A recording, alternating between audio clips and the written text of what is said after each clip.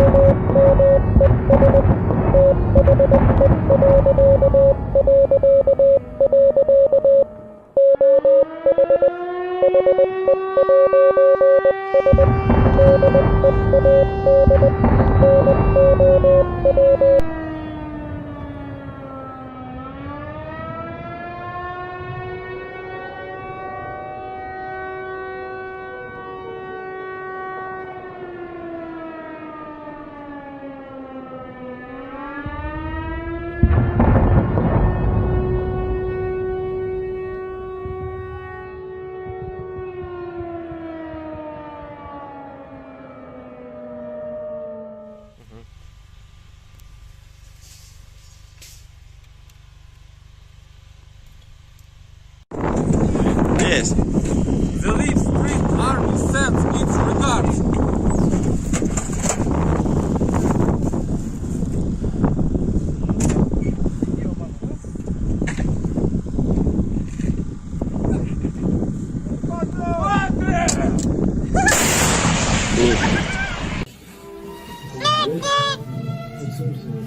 О, бля! Игорь!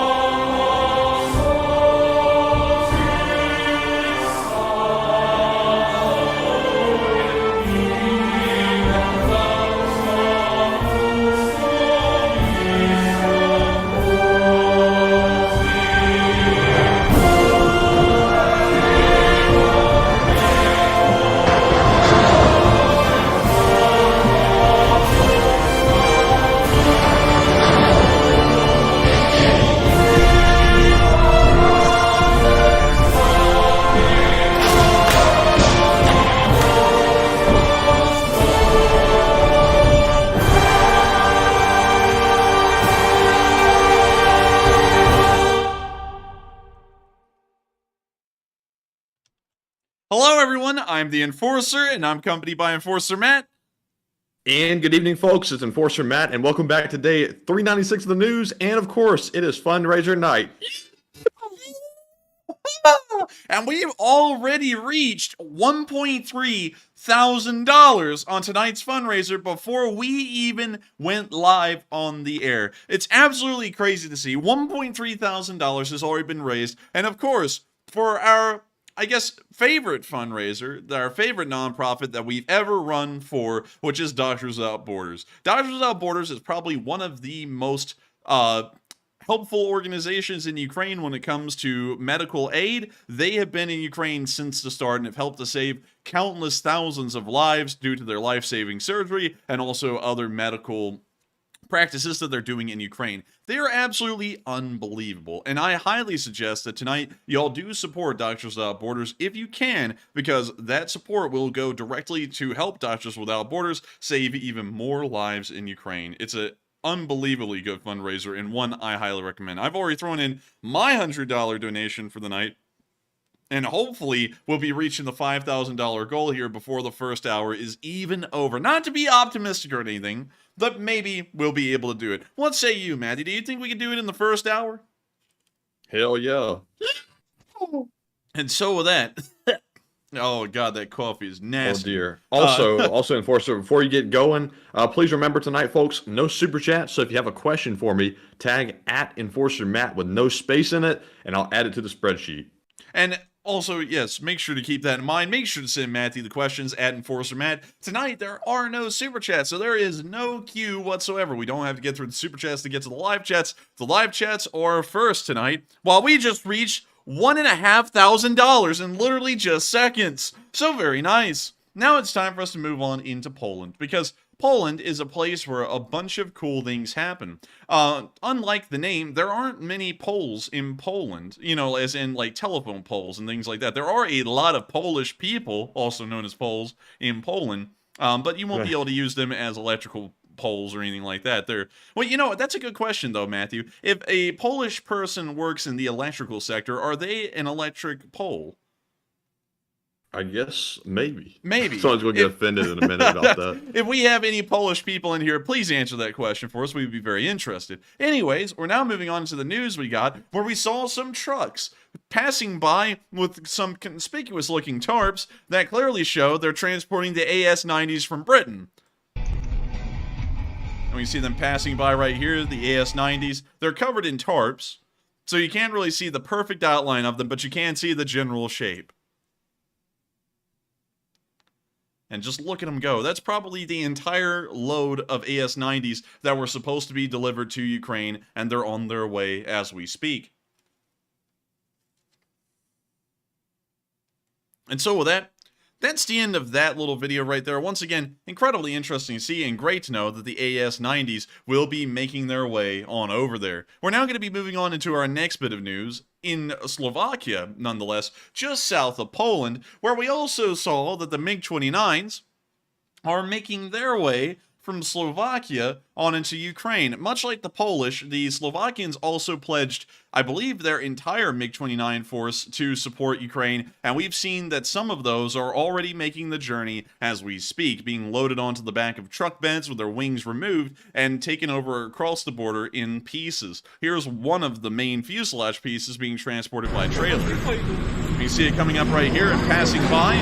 And you can see right there the nose section, or more like the cockpit section of the fuselage of the MiG. The nose cone has been removed, as well as the wings, and it appears that even the rudders were removed. They were removed up at a little bit of a higher point on the rudder, but you can see right there they are transporting them into Ukraine, and the Ukrainians are probably going to be replenishing practically the entirety of their MiG-29 force within this next few days, the coming weeks, and maybe the next 2 months or so. Their entire MiG force will be replenished, which is great to know. You see it passing on by, and we can see another one coming up.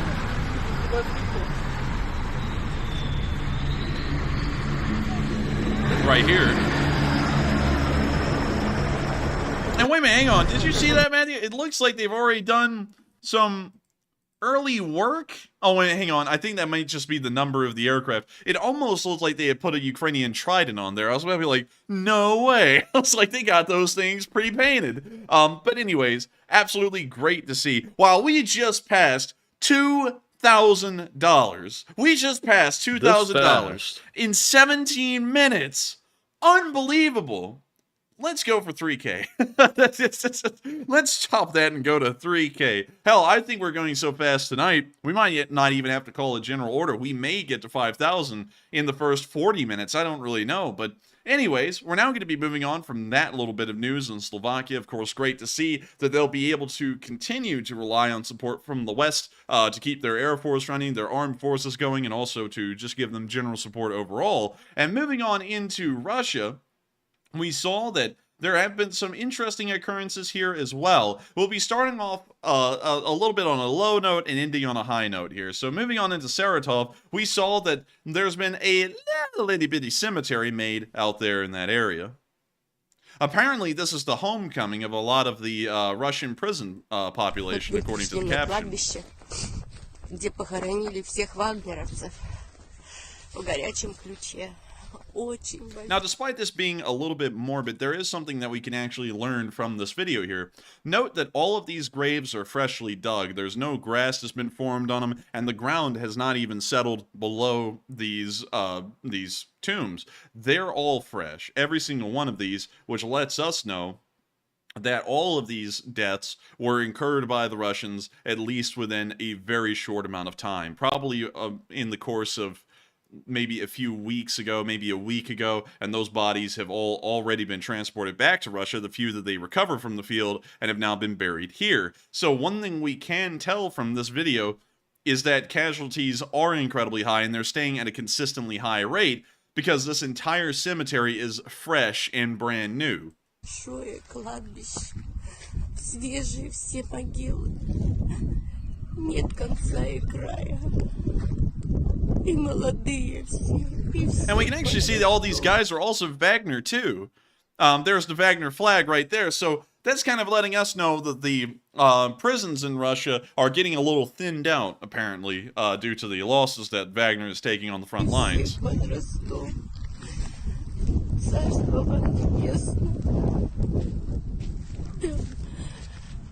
Holy moly, DCC Prime just threw in $250. Goodness. Thank you for helping to save lives in Ukraine. And we can also note something else. It appears that as the war has continued to go on, the graves for Russian soldiers has become more and more basic. At the beginning of the war, they actually provided something of like a marble slab, in a way, that may even have their face put onto the slab. Now all they get is a wooden cross with a wooden plaque that has maybe like a laser engraving of their name and when they died on it. So it looks like even their graves are getting cheaper as the war keeps going, because the Russian government and the Wagner unit is, by and large, running out of funds and materials. Столько рядов, столько людей погибло. And as you can see, once again, these were freshly dug. These appear to not be as freshly dug. It looks like these have been here for a little bit. И все погибли 22-го года, конец, и 23-го начало, а январь, февраль, март. Даже марта, может быть, и нету. Я не просмотрела, ну, вот такое огромное кладбище. And these actually look kind of fresh still, because the ground has not settled yet. Все могилы свежие. Все вагнеровцы. А это вот вообще свежие. And Zwan just threw in $100 to Doctors Without Borders. Hey! We're almost halfway there. Oh, we're halfway there! We're halfway to 5K already. Yeah, it's almost like a song. I swear, it's like a song.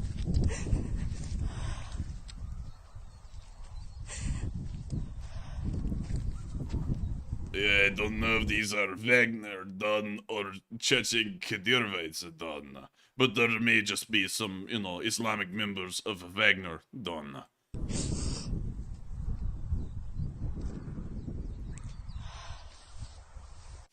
But as y'all can tell, the casualties are getting pretty high for the Wagner, and it appears that, if anything, the Wagner is making up a decent amount of Russia's land usage these days, which is pretty interesting to see nonetheless. And so with that, we're now going to be moving on to a little bit of a higher note. Now, the Russians, Matthew, as we know, are out of equipment for the large part and armor, and some people are saying, oh, just give it a little bit of time, they'll pull out the good stuff. Still, they're saying that a year and a month later, after watching the Russians get slaughtered for a year and a month, they're still saying the Russians are holding back their best stuff. Now, one thing that I saw today that was very interesting, Matthew, is that they pulled out the antiques. They've run out of everything so badly, they're pulling out literal World War II equipment and sending it to Ukraine. Introducing the BM-13 Katyusha.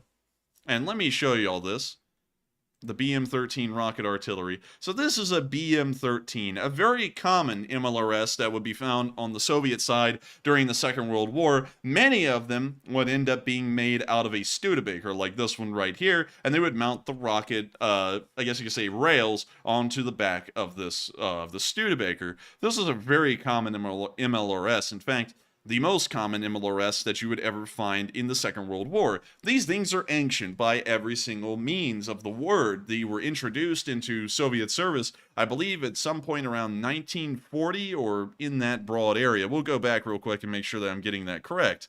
It was, 1941. So in that general area of being introduced right at the start of World War II for the Soviet Union.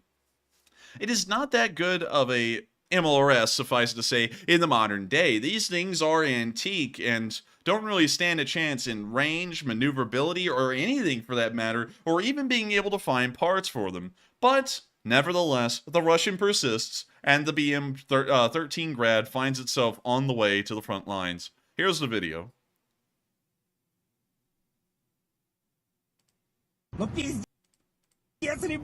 There it is. It's a whole Grad. Wow. I love it. This is great. The next thing they're pulling out, Matthew, are literally like the old 1900s era pre-dreadnought battleships. This is like a weapon system like on the trailer hitch of a semi-truck.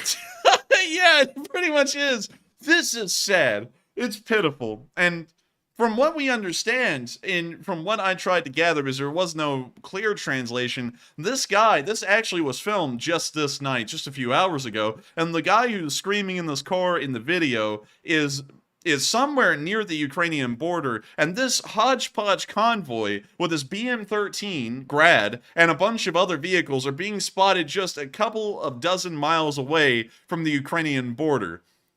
Now, I was actually thinking for a second when I first saw this, without trying to look really deep into it, this may be one of those traveling museum exhibit kind of things, because here in the United States, that's actually somewhat common, especially with reenactors. This is something you would kind of see. But considering that it's just a couple of dozen miles away from the border, and the Russians are saying almost every other day that there's some kind of a little Ukrainian group that's breached the border and entered Russia, that doesn't really make a lot of sense for these to be here. And so, we're gonna let the video keep playing. I wonder if these guys got insurance on these things. Oh, Leon, what is insurance? And oh my god, they're even bringing in the old artillery carried on another Studebaker. Look, it's bouncing around. It's so old. Look, it's covered in like bird crap. Rusty. It's covered in bird crap all over the side of it. This thing has gotten a whitewashing from a pigeon. Like, this thing is in bad shape. В одном знаменитом фильме, угадайте, место встречи изменить нельзя. And Robert Whitehead saying second truck looks U.S. made. That's even the funniest thing about this. They hate America, yet even when they go back to their old U.S., not their old U.S. stuff, their old World War II stuff, the Studebaker truck is what most of these trucks are. Let me see if I can find a U.S. military. I don't know the exact name of it, but it's a Studebaker truck, World War II. Maybe that'll find it. Here we go. And as you see right there, it's literally the exact same truck that the Soviets used because we produced these, loaded them onto ships in the hundreds of thousands, and then sent them over to the Soviet Union. That's why this truck, when you look at it, you're like, hey, that's kind of an American-looking design. It's because it is. Because the Soviets were so incompetent in the Second World War, we had to build their trucks for them. So that's why they look American. They are American. If the Russian civilians ask, why are all these old trucks from museums going down the street? Oh, bliat, it's a car show, it's a truck show, bliat. It's not going to the front line. It's just a nice demonstration, bliat. Look, they're even bringing out the ZIL! Oh my god, it's a Model A! Come on! It's... Oh no. Hang on, it's a Model A! It's a rip-off Model A built in the Soviet Union. This is what a ZIS 5 is. Let me put it in a ZIS instead of a ZIL, so that way we'll pull up the right one. They're Model A's! Just give up! I think I've seen these in North Korea at some point, too. Yes, you have. You actually have seen these things in North Korea. If you're pulling this thing out, give up! This is sad. This is the next level of pitiful. In America, this is a collector's car. In Russia, this is a weapon of war. That's how bad off they are. Like, this is pitiful. And of course, once again, I wanted to give the benefit of the doubt that this was probably just a traveling museum exhibit. But considering this is spotted just maybe like 20-something miles away from the Ukrainian border, it's too close to be that. They wouldn't get this group of traveling relics that close to the front unless if they were trying to get into a war. And that's the craziest thing about this. Четкий такой, жесткий. Походу реально на войну пошли на Санкт-Петербург.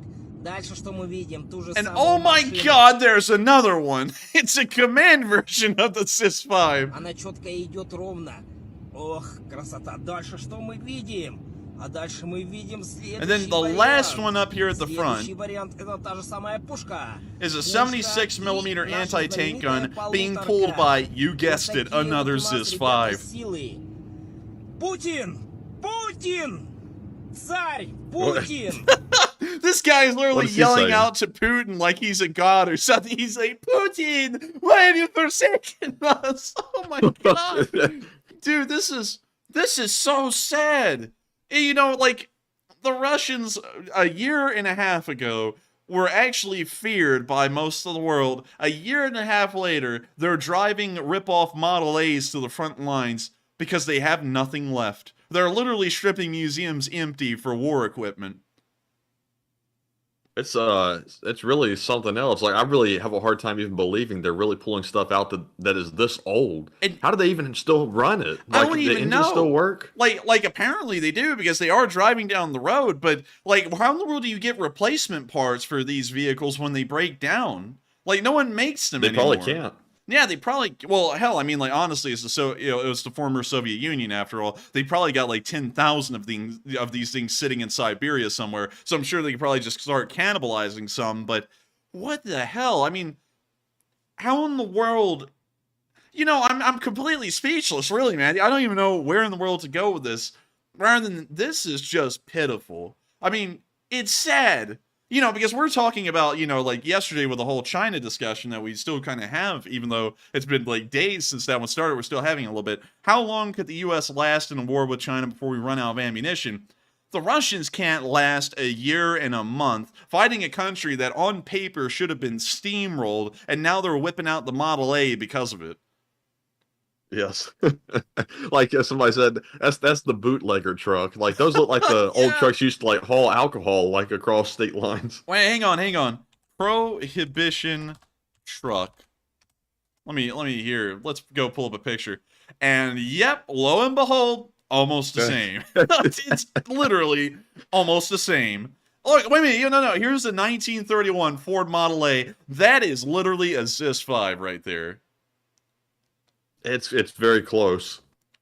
Dude, like a ZIS-5. Here, I'll pull up a ZIS-5 real quick. ZIS-5. And let me go down here.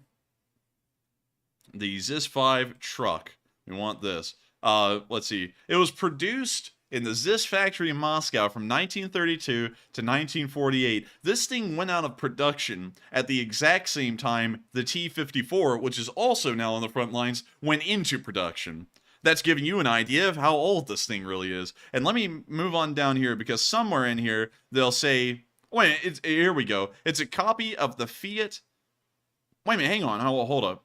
Began to produce a new truck, is the AMO F-15, the first Soviet truck ever built. It was a copy of the Italian Fiat F-15.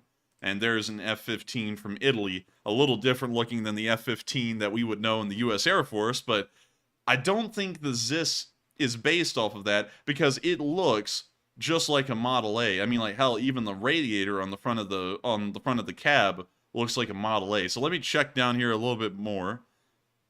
Let's see here, the ZIS 5V. You know, regardless of what it really is designed off of, because I think I'm actually wrong here, it apparently was based off of a Fiat instead of a Model A. It still looks a lot like a Model A, though. I don't know if anyone else has seen that but me. That thing is a Model A, pretty much. That's the next level of desperation right here. Look at this! This one, they said, used for transporting bread. You know, if only the Russians could get that kind of luxury on the front lines these days. And here's a ZIS in a technical museum. The Russian commissar right now looking at this thing. This thing would be a very good supply truck, Bliet. Bring it up. Oh my god. We're moving on. This is the highest note I've ever seen coming from Russia, though, because they're having to pull out the ZIS 5s and the Katyusha. It's over for them. They won't be around much longer as a country, or anything for that matter. We're now going to be moving on from the Russian news and on into Ukraine, because Ukraine has been having a fun time today with its Marders entering service, because while the Russians are living in the 1940s at this point, as far as the war is concerned, the Ukrainians are still living in about the 1980s, which is not that bad, and hopefully here in the future they'll also be living in the 2000s. And we can see right here that the first Marder ever filmed in Ukraine is here. We finally got a video of a Marder actually being used inside of Ukraine. The Marder is the infantry fighting vehicle of the German armed forces for a good part of its Cold War era history. These little APCs have a 20mm autocannon on top of them, and also can have a Milan ATGM mounted onto the side. You can actually see the mount for it right there, but there's no Milan on it at this moment. These things are fairly maneuverable, lightly armored, of course, because it is an APC after all, but they can transport troops around and provide some pretty decent infantry support with that 20mm autocannon. So, of course, it's great to see that these things are finally arriving in number, and hopefully we'll see them in combat fairly soon. This appears to be on a training ground, but nonetheless, the Marders have finally arrived, and not a moment too soon. With that, we're now moving on from that little bit of news in the middle of Ukraine, and we're now moving on into our location unknowns, which are also fairly interesting. While our fundraiser has reached $3.3 thousand, we're only about $1,500 away, more like $1,700 away from the goal. And now that Malachite's put in $100 donation, we are now pretty much $1.6 thousand away from the goal. I'm sorry, everyone, that I'm not really keeping up to date on that as much as possible, because my control room tonight actually messed up and it's not showing me the fundraiser. So I have my phone on, running the stream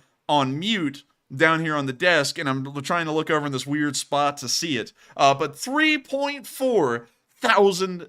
We're only $1,500 away, and here soon it may be time to call up the order.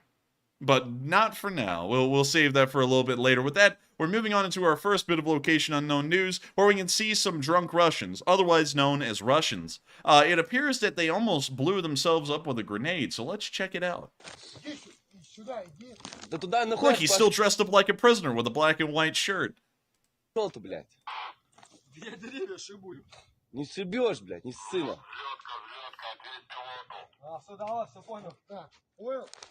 And we can see them holding the grenade there. They're both sauced. Давай, блядь. Поднимаются два Л-39. They're all drunk. Звено, ебать. Сейчас будем работать. He's holding this grenade thing. Давай сюда, ебать. Долбоёб, блядь. He's trying to pull the pin. It appears that it's a little difficult for him. That's okay. It's difficult for the Russians to do really anything. А ты уверен, что ты He finally pulled the pin. Oh, oh my god! Oh, my god! He threw the HE grenade into the tree! Oh. Ooh! Oh! Oh. Oh! He's a goner. Oh! Oh my lord! Someone put him on top of some spaghetti because this guy just got turned into sauce. Good god! Охуенно было! What? What? He's still alive? He's still there! Такое ебало, блядь. Let's watch it in slow-mo. Hits the tree, falls right in front of the dugout, and... Oh, man. You gotta give it to How the did he Rush. live? I don't know how he lived. It must be just because he's drunk as hell. He somehow survived the whole thing, but... Oh my gosh, man.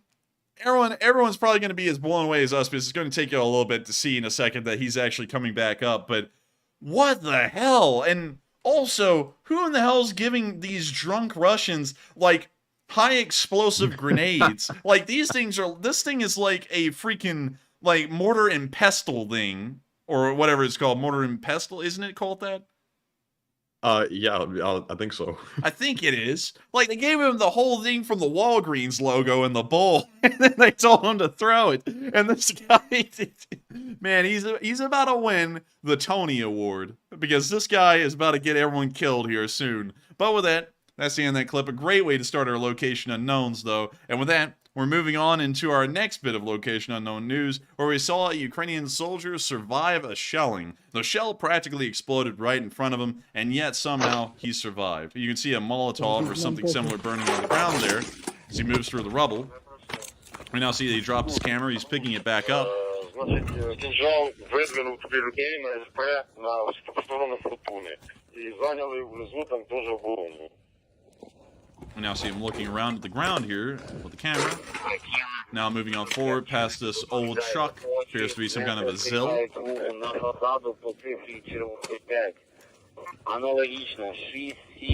Now moving towards this building. Entering, there's a small fire going on near the doorway.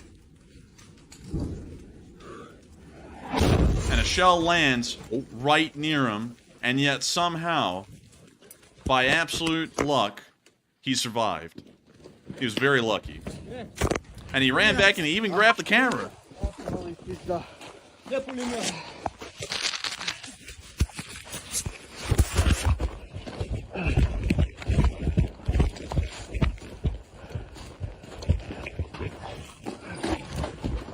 And I see him running somewhere else. And at the bottom here, it says something about a 300, so it appears that while he did survive, which is an absolute miracle, he did get wounded.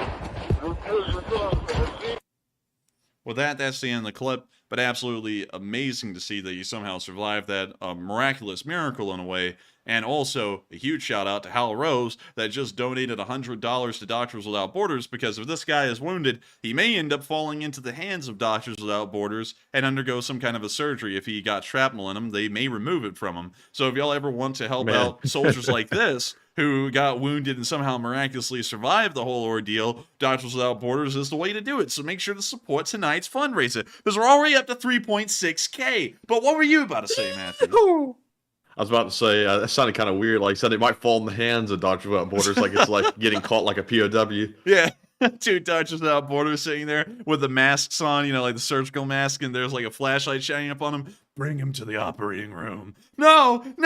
And then they start dragging him in. But anyways, with that, we're going to be moving on from that clip and on into the next one, which is the Russian loss report for the day. And the losses were pretty decent. 3. Hey, Twitter. 3 Bobcat skid steers. 3 Bobcats. Oh, man, this guy girl put in a put new Hot gift Wheels, today. a Hot Wheels Bobcat skid steer. Look at that. What did Sean put in there? Oh, it's the Bobcat doing the wheelie. Oh, Look at the old faithful one. That one's toasty. Oh, wow, Bobcat on fire. Man, I don't know how that would happen in real life, but very cool. Let's see here. Oh, wait, show more replies. I keep on forgetting about that. Let's see. Oh, look, it's the Enforcer at Enforcer Matt. They add Enforcer Matt. It's on Twitter. There's no Enforcer Matt. At least I don't know. Also, folks, Also, folks, when you at Enforcer Matt, I was told by one of our moderators today, that's actually another guy that is not affiliated with the channel. So y'all are actually spamming some guy who doesn't know what's going on. So just letting y'all know. Dude, he's sitting there and just having his phone blow up going, what is this? Like, what the hell does this mean? But man, everyone here today. Look, this one's really toasted right here. Even the track's melted. Man. Oh, hey, look, hashtag no respect. I get no respect around here. I get no respect. I'm telling you, I get no respect around here. It's terrible. Oh, terrible. I'm telling you. Oh, man, terrible. But, oh my god, it's a flamethrower bobcat. That's pretty cool. I saw a video of that today. I think it was Jay Bagwell that sent me the video of that, and I was like, huh, the ATF is salivating right now for that one. Man, but luckily enough, flamethrowers are not considered a firearm, and so you could actually buy them without even having to do a background check. Isn't that crazy? I mean, you know, For now, at least. Yeah, for now at least. I'm sure that will change here in the future, but for now, that's the standing rule. And look at this. Someone got an airplane and an excavator, and they sat there and like flew it around like a little toy plane. That's actually pretty cool. That's something. That's something. That needs a YouTube video for that. Another burning bobcat. A 3D bobcat from HR. Leave skid marks. That has different connotations depending on where you say that. Out in the construction yard, that's fine. In the restroom, not so much. Let's see. Oh, man. Oh, look at this one. Do you even lift, bro? From Chris Winkler. Do you even lift, Matthew? Sometimes. I don't. But man, nice to Well, see. another good catch for Bobcats today, I gotta say. Another good memes, too. And also, not only were the memes great, the losses were actually pretty good as well. 660 Russian soldiers lost over the past 24 hours. Pretty decent number. And we saw that while it is a reduction on, I guess you could say, our monthly norm, the losses in every other category appear to have once again climbed in response to that. 15 armored personnel carriers were destroyed, along with 15 entire tanks. 15 entire tanks. That means that around $50 million of tank forces were lost by the Russians. Holy moly! Holy smokes! Mark just threw in 1,600 Canadian! Dang! I didn't know you could do that. Dang! Good God! That almost got us up to 5K. We're like $50 away. We didn't even have to call a general Thank you, order. Mark. Thank you, Mark. That is unbelievable. How many lives does that save? Like, I wish we had some kind of, like actual, like, numbers. Like, how much do the surgeries cost and stuff. So that way we could say how many lives are being saved by this fundraiser. But it's got to be a lot. That's all I know. It's got to be a decent amount. And, man, we're so close to 5K. It's like $20 off, I think.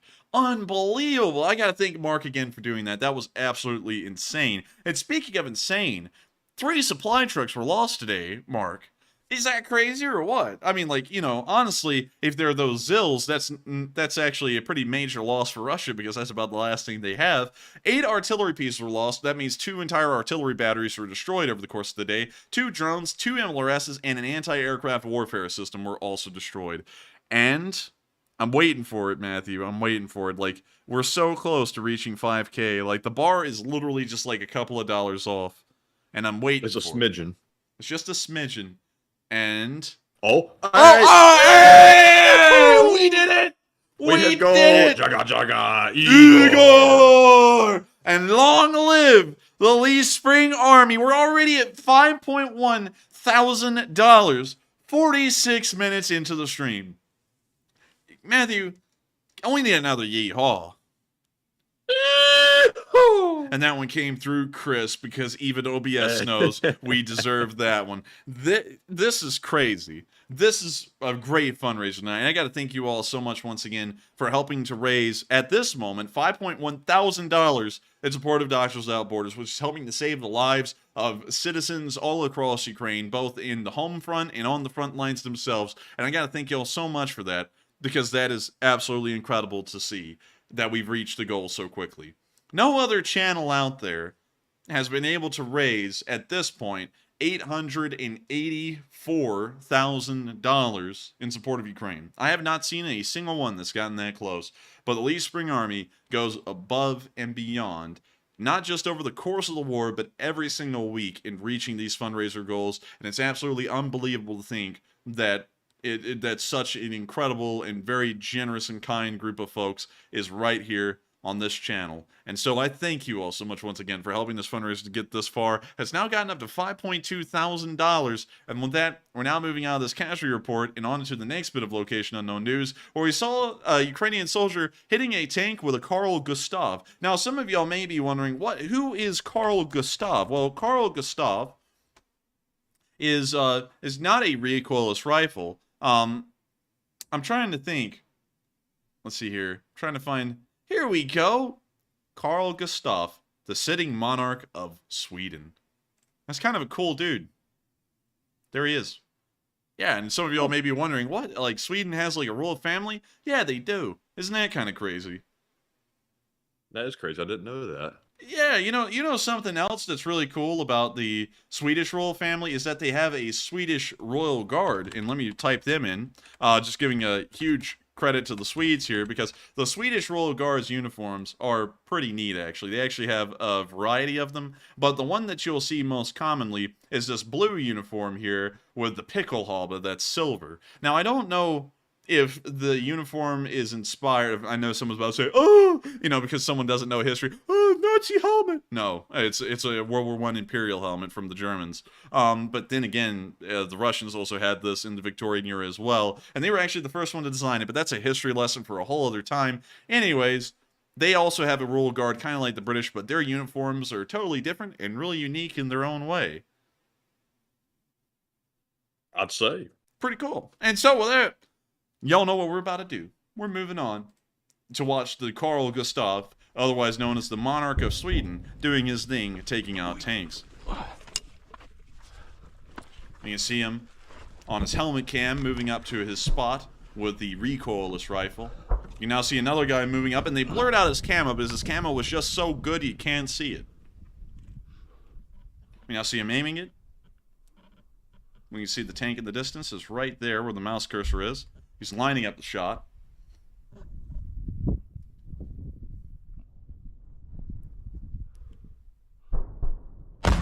And he's fired it. And can't really see if he hit it or not. Now he's moving back, and he's whipping open the back of the recoilless rifle here. And he's getting ready to load another shell. He's now loading the next one, flinging out the last one.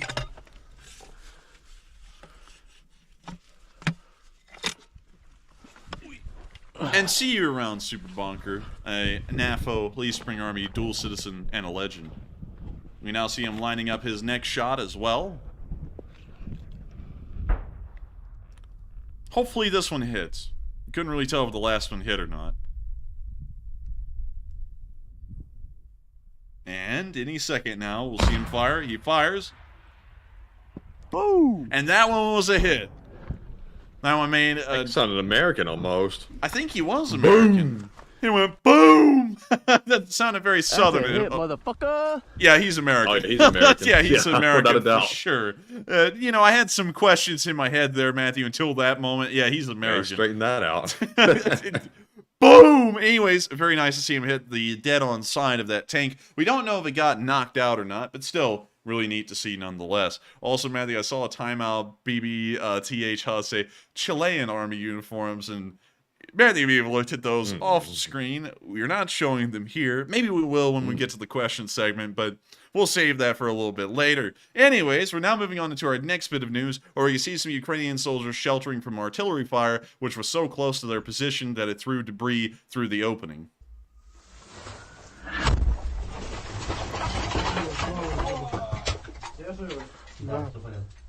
And that was close. Yeah, that's about the closest we've ever seen this stuff get to a Ukrainian soldier in a basement, and I've got to say, they've got nerves of steel to be sitting there and enduring a barrage like that that's literally throwing the roof from the building above them down into the basement with them. We're now going to be moving on from this clip and into our last bit of Location Unknown News, where we saw Ukrainian T-64 firing at Russian positions. Давай, короче, чушь. When you see the guy crawling out of a small hole in the side of this building. And we can also see these weird ring-shaped things on the ground. I don't know what those are. You can see him putting on his helmet and running around to the front of the tank. The tank appears to be a T-80U. Maybe even a T-80 BVM. This is most likely a captured vehicle that the Ukrainians got from the Russians. They're now driving it through the village. You see a villager standing right there watching him pass.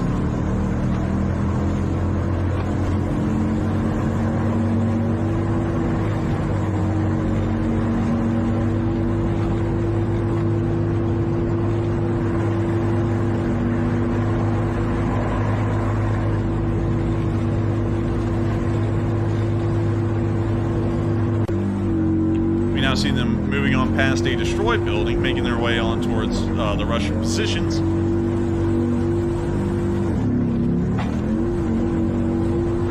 Man, this thing's engine sounds like a BeamNG car's engine, really. Yeah, it does. It kind of does, doesn't it? Yeah. Sounds like a Ford Raptor. Man, you're obsessed with those Raptors, man. Like, that comes up like... Sounds like a turbocharged, like, V6. Rip the V8. The V8 gone but not forgotten. We can now see them firing. It appears they're firing about 400, 500 yards in front of the tank. Of course, I can't really tell that all too well, but I'm trying to give you all the best ranging that I can.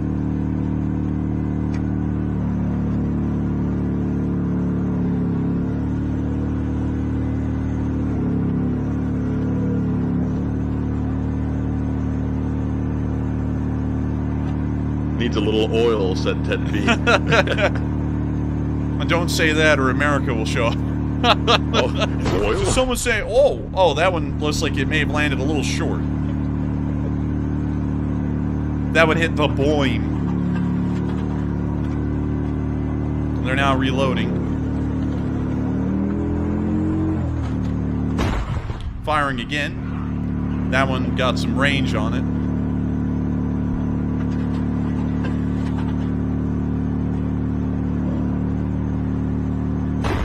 Firing again. We didn't see the explosion in the distance this time either.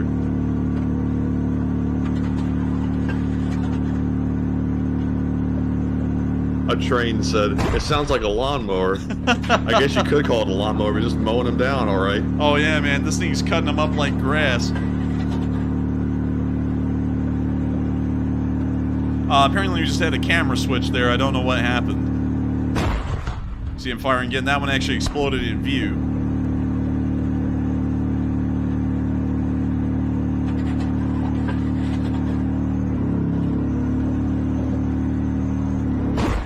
Firing again, hitting again in the same spot.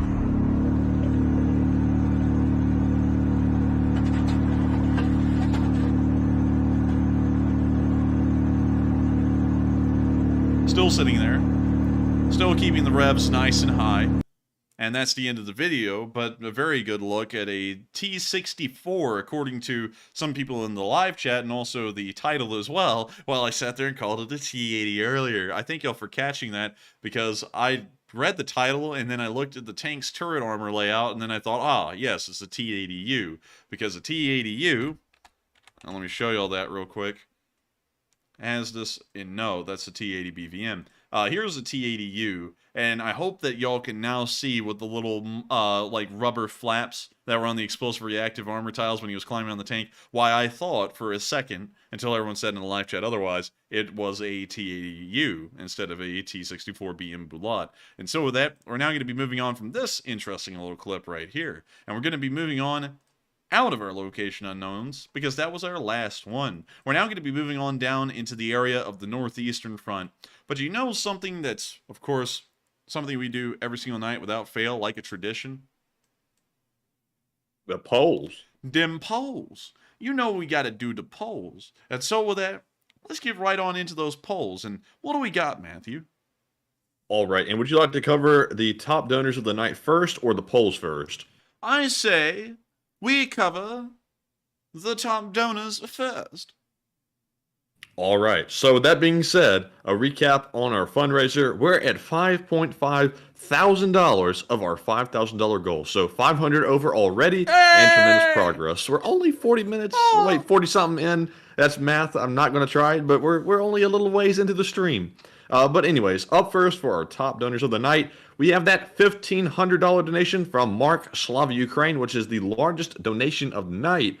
And thank you very much, Mark, for that once again. We also have a $250 from DCC Prime 1, as well as several $100 donations.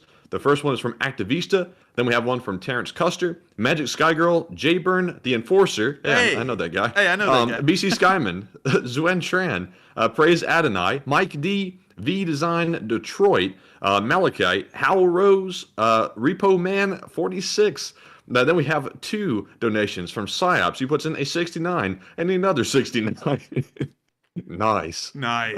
Then we have a 50 from Marion Deemert, and we have a 50 from Super Bonker 9000, David S., Donald Neiman, Greg Carrier, Rustin Rott, Avari Mandubratis, Richard Bell, Technical Fool, let's see here, Gene Kustra, John Luke Sills, Bella, and Axel K. And those are all the top donations for the moment. And thank you all to the ones we just listed off, and everyone else also for being so generous tonight. And Enforcer, what say you? Over here choking. Mr. Senator, I say it's absolutely amazing to hear that so many folks have donated tonight. Of course, we haven't called out everyone, because if we did that, we would be here all night and we would never get to the news. But of course, I thank everyone that we called out and everyone we didn't call out in helping this fundraiser to get up to $5.6 thousand at this very moment. It is unbelievable to think that every single weekend we somehow passed the goal. That is absolutely insane to me, and we've never I would have never thought in my life, if you had asked me before this war had started, that I would somehow be running a YouTube channel that would have raised nearly $1 million in support of Ukraine. I would have told you, you're crazy, because for one, I never really had the ambitions of becoming a YouTuber, and two, that just seems like an insane thing and absolutely unbelievable to think that a single person, along with my brother, and thank you, Matthew, for being here for an entire year at this point, we would have raised almost $1 million. We're getting right up to about the $900,000 mark, and I've got to thank y'all so much, every single one of y'all, for helping to help us help save lives and also help out every way we can in Ukraine through these fundraisers. And so thank you all so much once again for helping us in that. And with that, now that we've recognized all of these top donors to this fundraiser, we're now going to be moving on into those polls, because I know that Matthew's been cooking up some delicious polls. These things are better than pierogies. And so with that, what do we got, Matthew? And also, Enforcer, if you recall, we have to call out something we received in the P.O. box today. You know, I was going to do that, Matthew, but I feel if we call it out, we're going to be sent to The Hague. Oh, wow. And speaking of Hague, I would love to talk about what we got in the mail today. What we got in the mail today was actually anthrax. I'm just kidding. One day. But anyways, what we got in the mail today was incredibly cool. The viewer was by the name of Martin Haig, who is a part of the Lee Spring Marine Corps. Very interesting to know. And what he sent us was a little business card holder that had a Leopard 2A5 tank silhouette on it. It's an incredibly cool little gift, and we want to thank you so much for the kind letter and also the very cool little gift. And I've got to thank you so much once again. I got to thank everyone so much once again that has sent something to our PO box. If y'all are curious, where is that PO box address? It's in the About section of this channel. So you just go to the channel page, go to the About section, and you can see my PO box address right there. And you can send stuff to the PO box that we then pick up and look at. And we've gotten some amazing things, really stuff that's blown us away, like Ukrainian Hrivnas. We've gotten a map of Chernobyl, also a whole bunch of really cool stuff, like UK Nexus, who is here tonight. I saw him here earlier. He was actually a former member of the 1st Battalion, well, Queen's Company 1st Battalion of the Grenadier Guards. And so he actually sent us a cap badge from the Grenadier Guards, which we thought was just incredibly cool. It's really cool, honestly, to us to just read the letters that y'all send, because usually well, almost always, in fact, I don't think this has ever been the exception to the norm. Y'all almost always include a little bit of y'all's life story in the letters, and we find that to be some of the coolest things we actually get in the mail. Is not just the gifts. The gifts are super cool and always blow us away, but the letters and some of the folks who watch this stream sometimes just blow us away. Well, almost all the time they blow us away, and I think it's just amazing that you sent that neat little business card holder to us, Martin. And I got to thank you so much once again for being a big member of the LSA, and more specifically the LSMC. And so thank you so much once again. I hope that does address the mail we got today fairly well. And with that, we're now, and you know what we're doing, Matthew, we're now moving on into those polls. All right, so we have 2 polls to address tonight during the first question segment. And the first poll says, can Belarus refuse to allow Russia to place nukes within its borders without consequences? It looks like 53% said no, Belarus is a Russian vassal. 33% said yes, it's Belarus's choice to refuse. 4% said unsure, and 11% said, really not. And on this one, I'm going to say absolutely not. Belarus is basically an arm of Russia at this point. Lukashenko is a puppet, and really Putin makes the calls there in Belarus. So if Putin wants to put nukes there, they're going to go there, and it's not like Lukashenko is going to go like no, because that's going to cause a bad series of events for him. Probably fall out of a window, and also his country is probably going to have some problems too. But Enforcer, what say you? I would say Belarus doesn't really have a choice in the matter. Belarus is a satellite. Beep, beep, beep. You know, like sounds the satellites make or whatever. Belarus is a satellite of the Russian Federation. They really don't have a say in this whole matter. And like Matthew said, I'd have to actually agree with his standpoint on this entirely. If they said no, the Russians would just step in and directly get involved with military intervention in Belarus almost immediately. So with that, I hope we addressed that poll fairly well, and we are on to the next one. All right, and our second poll says, are NATO and allies blowing the Belarus nuclear missile situation out of proportion? I've seen not only, I believe, NATO spokespeople, but also Ukraine are very, very upset that those nukes are going to be moved into Belarus. And let's see what the poll said. It looks like 37% said, yes, it is blown out of proportion. It is not a huge deal. 30% said it is a big deal. 14% said unsure, and 19% said somewhat. And I'm going to say it's not really a big deal. NATO obviously has to do something to counter it. They're going to move some missiles around, I'm assuming themselves, when they eventually, move those nukes into Belarus from Russia. But it's really, really not a big deal like it's being made out to be, in my opinion. But Enforcer, what say you? I would honestly have to say that it's a little bit, this is more of an out-of-the-box kind of thing, for the Ukrainians to talk about. I would really honestly say the only way for it to be out of the box like this is if it went out the window. And I just had to find a way to fit that joke in right there, because I saw some people saying it in the live chat, and I was like, I have to find a way. But to answer the poll, in all seriousness, it's not as serious as one would think, because considering that the Russians have a 350-mile range on an Iskander, if they're in Belarus, they can reach all the way through Ukraine there. Just from an area around Brest. If they're on the Russian border, they can reach all the way into Ukraine from here. In fact, a Iskander fired almost right on the border can get all the way to Rivne. But then that doesn't even consider that there is occupied territory that the Russians still control in the south of Ukraine, and just from the areas around Kalanchak, let's say they're firing from there, they can almost get the exact same range and distance from these areas than they would from Belarus. And so I don't really consider it that big of an issue. It's just that it's a different, I guess you could say, path for the missile to take on its flight. Instead of coming from Russian-controlled territory, it comes from Belarusian-controlled territory. But in reality, it doesn't really change the situation much, rather than the missiles are in a different location. So I don't really find it to be that concerning, really. And anyways, even if the Russians kept the missiles in Russia with a 350-mile range, they can still reach into and hit just a couple of dozen miles away from Warsaw in Poland. So really, it really doesn't have different implications whether they be in Belarus or not. The situation is still the same. So with that, I hope that does. I definitely have to agree. And also one other thing, I saw somebody in Ukraine. I'm not sure who the person was. They were going very, very berserk and upset about the nukes being moved into Belarus. And it's very important that Ukraine pick its fights wisely because this one is really not that big of a deal.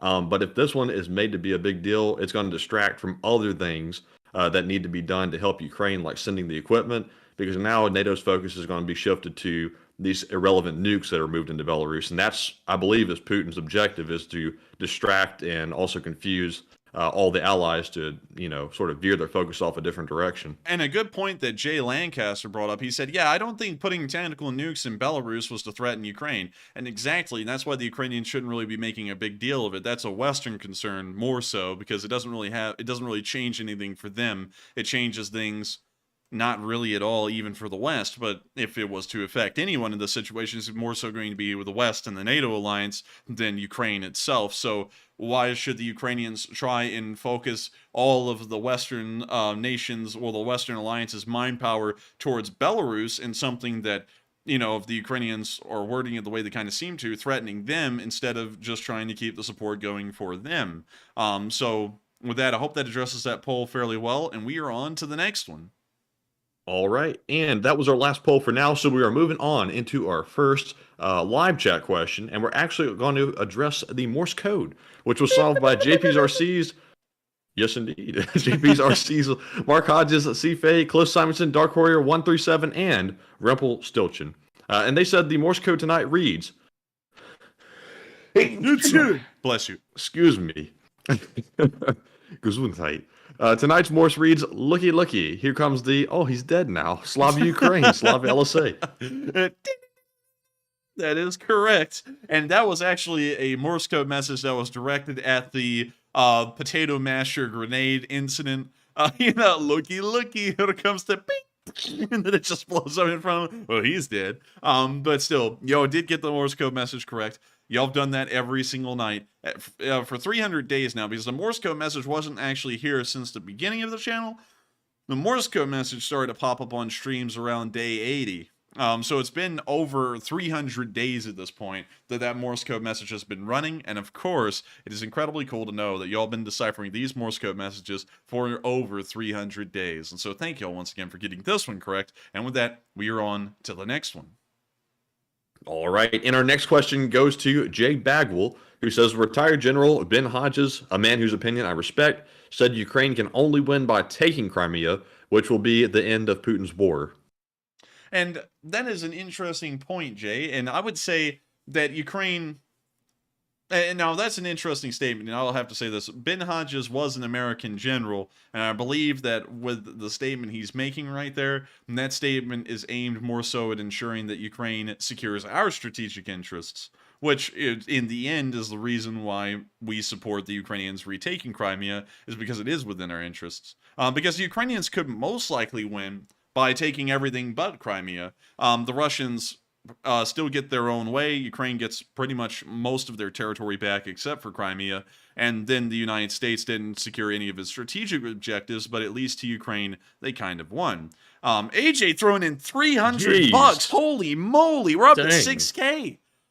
Good Let's go. Let's go. Let's go. But anyways, getting back to this and calming myself down. I would say that while the Ukrainians could possibly win without having to retake Crimea, it is incredibly important, not just for them, because this is a war goal that they have laid out, that not only are they going to defend themselves and survive the war, they're going to retake everything that was a part of their pre-2014 borders. So in the current Ukraine war goal, this is something they have to achieve by the end of it, so he is correct on that regard. And for American strategic interests, they also have to retake Crimea, so that way we can make sure that the Russian Navy is permanently screwed over, at least until probably the next few decades, probably 40 years in the future. And then by that point, the situation will have changed so much it won't really matter if they once again have an operational fleet or a navy anywhere in the Mediterranean or the Black Sea.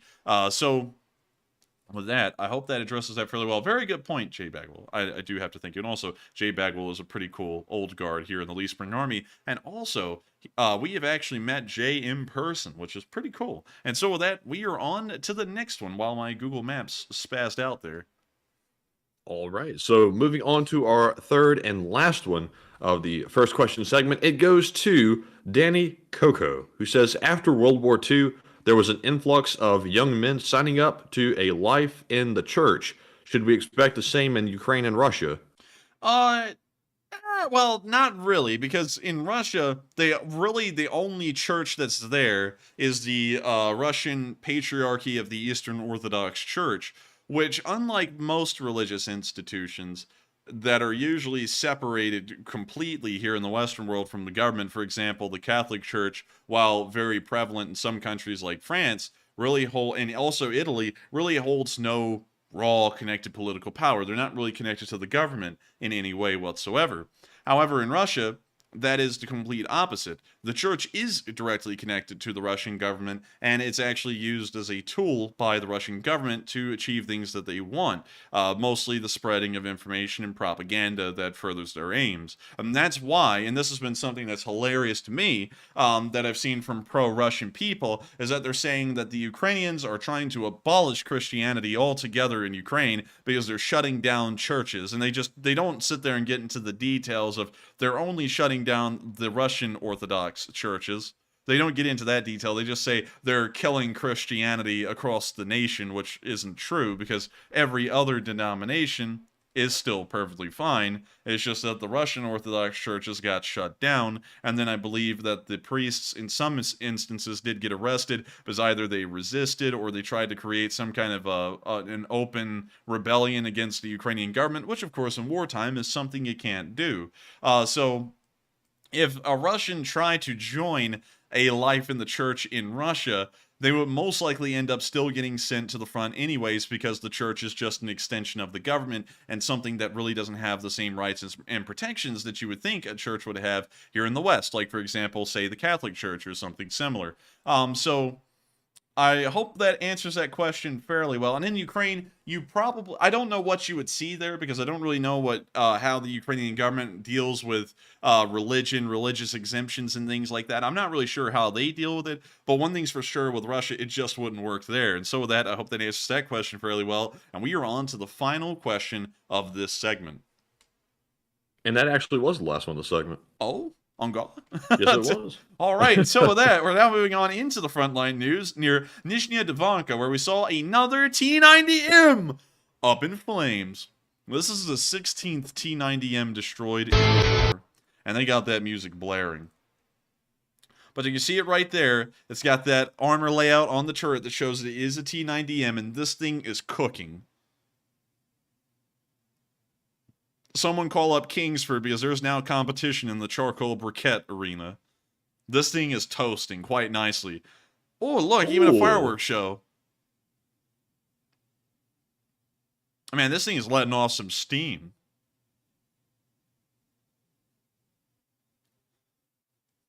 And of course, Matthew, I noticed a tractor is right down here lying in wait. Not in operation. It looks like it may have actually been messed up pretty badly, but a tractor was there nonetheless. Ironic. And actually, it looks like the tank's last moments were spent staring at that tractor. I think so. That must be the smoke grenades blowing up. Very nice. Very nice to see. Peter, the fireworks are here. And Rodin of Anger said T-90M, aka the Goose. And I gotta tell you, this thing is goosing it right now because it's a little toasty.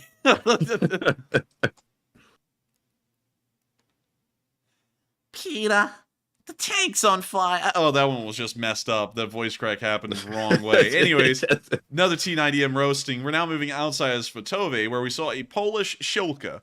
And actually, funnily enough, before this war even happened, I used to look at Sheba whenever Sheba's around. You know, y'all haven't never seen a picture of her, but she's very precious. And she also hates vacuum cleaners. Like, it's like an ideological thing for her. But anyways, what's interesting is that I used to call Sheba a Shilka. I don't know why I called her a Shilka, but she did get named a Shilka, and I would look at her and go, Shilka, Shilka. And she would sit there and do like this little waggle thing a little bit, but it was really cute. Anyways, the Polish have been providing Shilkas to the Ukrainians. These things are somewhat similar to the Gepards. However, I do not believe that they have the same kind or the same abilities as far as the proxy fuse shells go with a Gepard, but still, it is great to know that the Polish have provided apparently 50 shulkas and never made a public announcement about it, but there is one of them right there, and it's great to know that the Ukrainians are still bolstering their air defenses wherever they can. With that, we're now going to be moving on from that little bit of news in the northeast, and further on down the line there, Lysychansk, where we saw a Russian position get hit. This is a Russian R-330ZH electronic warfare vehicle. Apparently, it's not that good at doing electronic warfare because electronics were used to destroy the electronics warfare vehicle. Hang on, I gotta go back here. You know what I'm about to do. Have you ever heard about a nice country barbecue with your R-330 electronic warfare vehicle? Well, then sit back and relax. Nah, it doesn't fit. Yeah, it doesn't. It's a little too techno country. But there we go. There's the impact right there from the Excalibur. And it's gone. Dang. Very nice. Very nice. Dang. Yeah. I like it. Damn. That blew up like tactical like. Guts. Glory. Bush's baked beans. And so that we're now going to be moving on from that little clip. Very nice to see. And now moving on to the other side of the line. And we saw a pic today that just went hard. And I was like, you know what? We have to show it. Because this goes harder than Tekashi 6ix9ine when he was ratting out to the cops. And look at this picture right here. Look at it. This man is holding an MG3. Oh, wow. Oh, wow. That's what I said when I saw this. And I went, we got to show this picture. The MG3 is a modification of the MG42 that was made famous in the Second World War. These things are incredibly cool, in my opinion. I have shot one of them, and I really liked it. They're just neat, and I thought the picture was really cool. And so, there's the picture. Soak it in for a few seconds. Your time is up. We're now moving on further down the line and into the Bakhmut area. And interestingly enough, a Ukrainian commander actually announced today that they are in fact stabilizing the situation and turning it around into their favor. And I think this is what he's talking about right here. They gave up a building. Oh.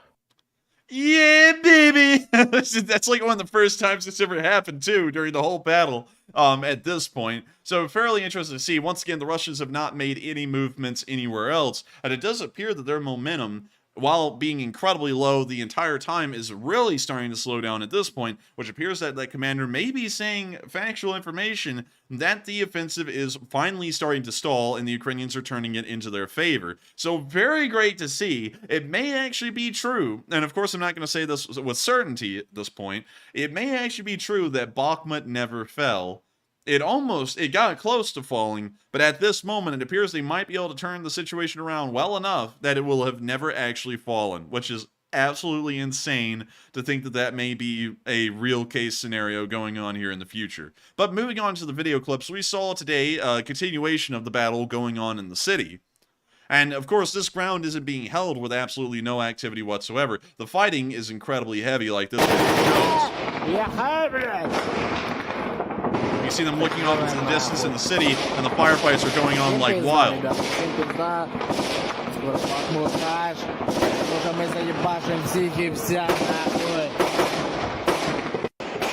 A normal day in Detroit, they say.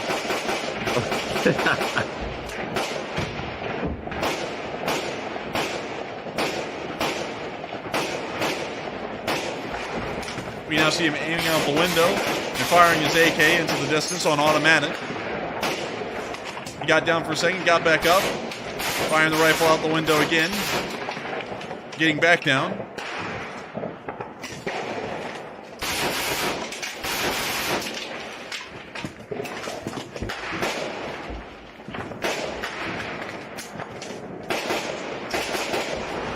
Reloading, firing again. Call that thing as problem solver because it's solving problems, but it's not mathematical ones. When you see him reloading the AK again, looking out the window, and the firefight's still going on.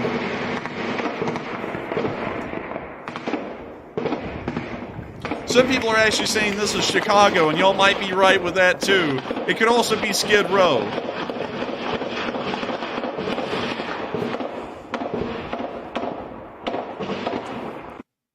with that, that's the end of the video, but giving you a little bit of a look at the brave Ukrainian soldiers and the heavy firefights that these soldiers are getting involved in to hold this city the way they are right now.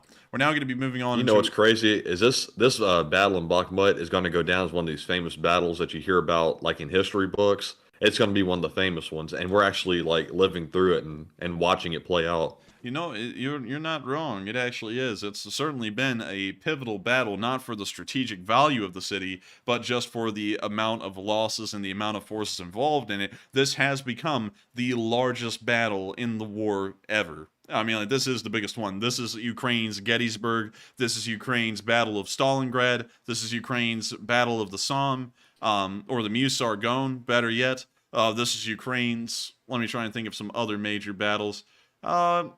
Battle of Bunker Hill. I mean, like, this thing is on up there in terms of how big this battle has actually been. And it's absolutely, it really is crazy when you think about it, Matthew. Every single viewer here right now is living through this and watching these video clips come out day by day with us, and we're watching history unfold.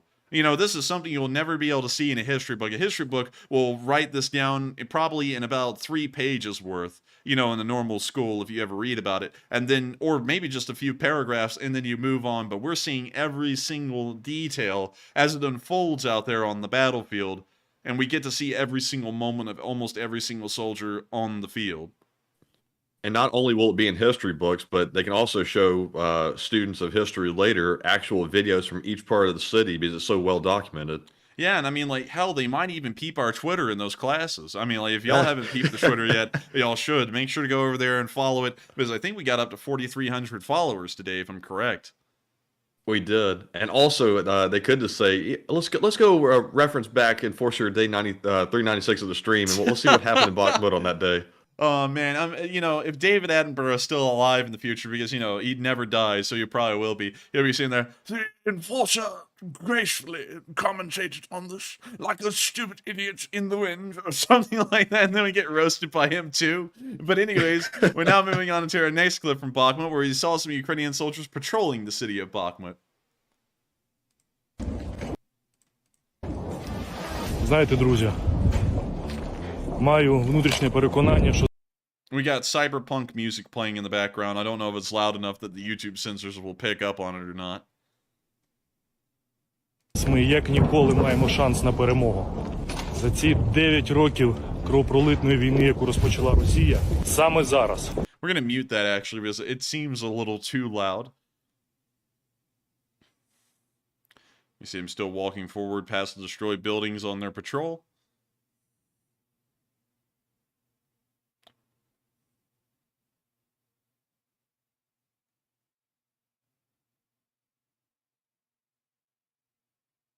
And with that, that's the end of the clip. But you can see right there a soldier giving a little bit of a talk while they're on a patrol. And it's very interesting to see. We're now going to be moving on down to the center of Bakhmut. But I've been seeing some things, Matthew. I've been seeing some people saying some things in the live chat about a certain kind of order that generally applies to the entirety of the Leaf Spring Army. And it seems as though it's getting echoed enough that I think we'll have to call one, oddly enough. This is the 14th order given of this kind. General Order number 14 is going into effect. If you have $5 to give to this fundraiser, throw it in right now. Of course, you don't have to throw in $5. You can throw in more. But if you have $5 at least, General Order number 14 is now in effect. You have to send in, if you're a Leaf Spring Army soldier and you can afford it, $5 to the fundraiser. I'm going to start off by throwing in my $5, but real quick, let me check something. Let me make sure that I check this. 1 second. Stand by, everyone. Stand by. I'm making sure. Okay, yeah. You're just checking. Yeah, let me throw in my $5. So here we go. Let me throw in my 5. Oh. It should be popping up any second now. Oh. Where's there it we at? go. It should be there. Call them out. Hey, Hey! let's Oh go. my God, they're coming in at 1,000,000 miles an hour too. Jeez. Oh, 6.1. Oh, 6.1. We're getting there. Oh, goodness. Call them out. Call them out. Call them out. And it's just great. It's great to see. We're already getting up there, Matthew. We're getting up there to 6.2. We're going to be up to 6.3 before you know it. But anyways, while that general order drives the live chat wild, and I love to see it, we're now going to be moving on back into our news in the center of Bakhmut. All right? We saw Bakhmut at night. Holy moly, man. This has got to be 6.3. Oh! We got to be close to 6.4 right now. It's probably 6.4. Hey! I got it right on the mark. Oh, it flipped back. It's 6.4 again. Oh! And we can see a building on fire right there as we're driving through Bakhmut at night. But holy moly, this general order is going wild. 6.4. We see them still driving on, but this general order is going insane. People are chomping at the bits for this thing, apparently. 6.5. Hey! 6.5! Let's go! And so that's the end of the clip. But there is Bakhmut at night. We're now moving on while the donations keep moving on in, where we can see a Ukrainian tank in action in Bakhmut as well.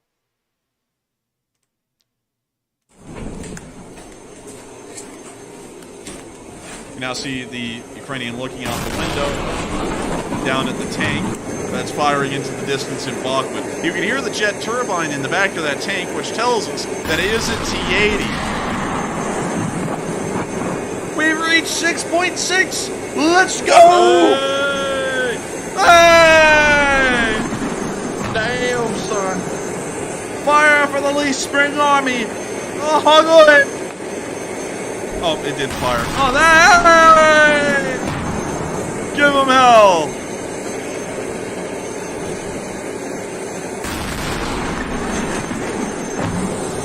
Retail mix through 100! Holy moly! And Nicholas Condor threw in an 80. Hey! Absolutely incredible! And so with that, we're now moving on to our next video clip in the southern area where we saw Russians getting hit in the storage compartments. You know what I'm talking about, Matthew. Those storage compartments from Star Trek, the triples. They're in the storage compartments. The storage compartments. You know, all that crap. Here's the Russians in the storage compartments. They're about to get hit. Looks like they won't be going the way of the triple, eating poisoned grain. It looks like they're going to be eating poisoned lead and shrapnel. We now see them going inside the storage building, and now the storage building is disappearing with them inside. It's almost like a magic. And all the quadritriticale. Oh, yeah. My quadritriticale's ruined! Oh, man, that was such a weird episode. Like, that really was, man. Like, the characters and stuff. And you know what the weirder episode was, though, was the Mind Sifter episode. I know you know what I'm talking about. Yeah, I was remembering that episode with the tribal creatures on it. They gorged on the grain. I was thinking if a particular somebody showed up, they'd be like, whoa, what you eating, fatty? Do some push-ups. Oh man, dude. I mean, like, you know, replace that quadritriticale with some, with some of that good juice, you know. Or remember they killed them. They threw poison in the food. Yeah, yeah. It was all poison. They're gonna poison the colonists, and for some reason that wasn't gonna start a war or anything. But with that, we're now moving on to the next bit of news. United States, where we saw some pictures of the Azov unit in the area. Here's a guy wearing a mask, and he's got a nice can. Let me sound all cool. Oh, he's got a nice can on the front of his gun. Is it Pepsi or Coke? It's a metaphor.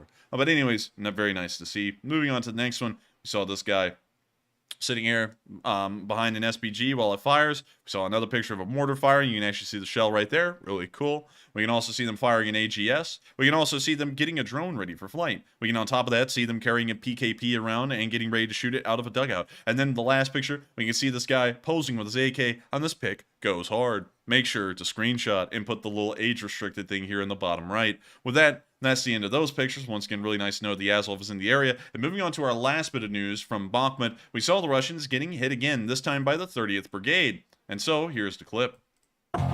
It's got music, cyberpunk music, that seems to be in vogue now.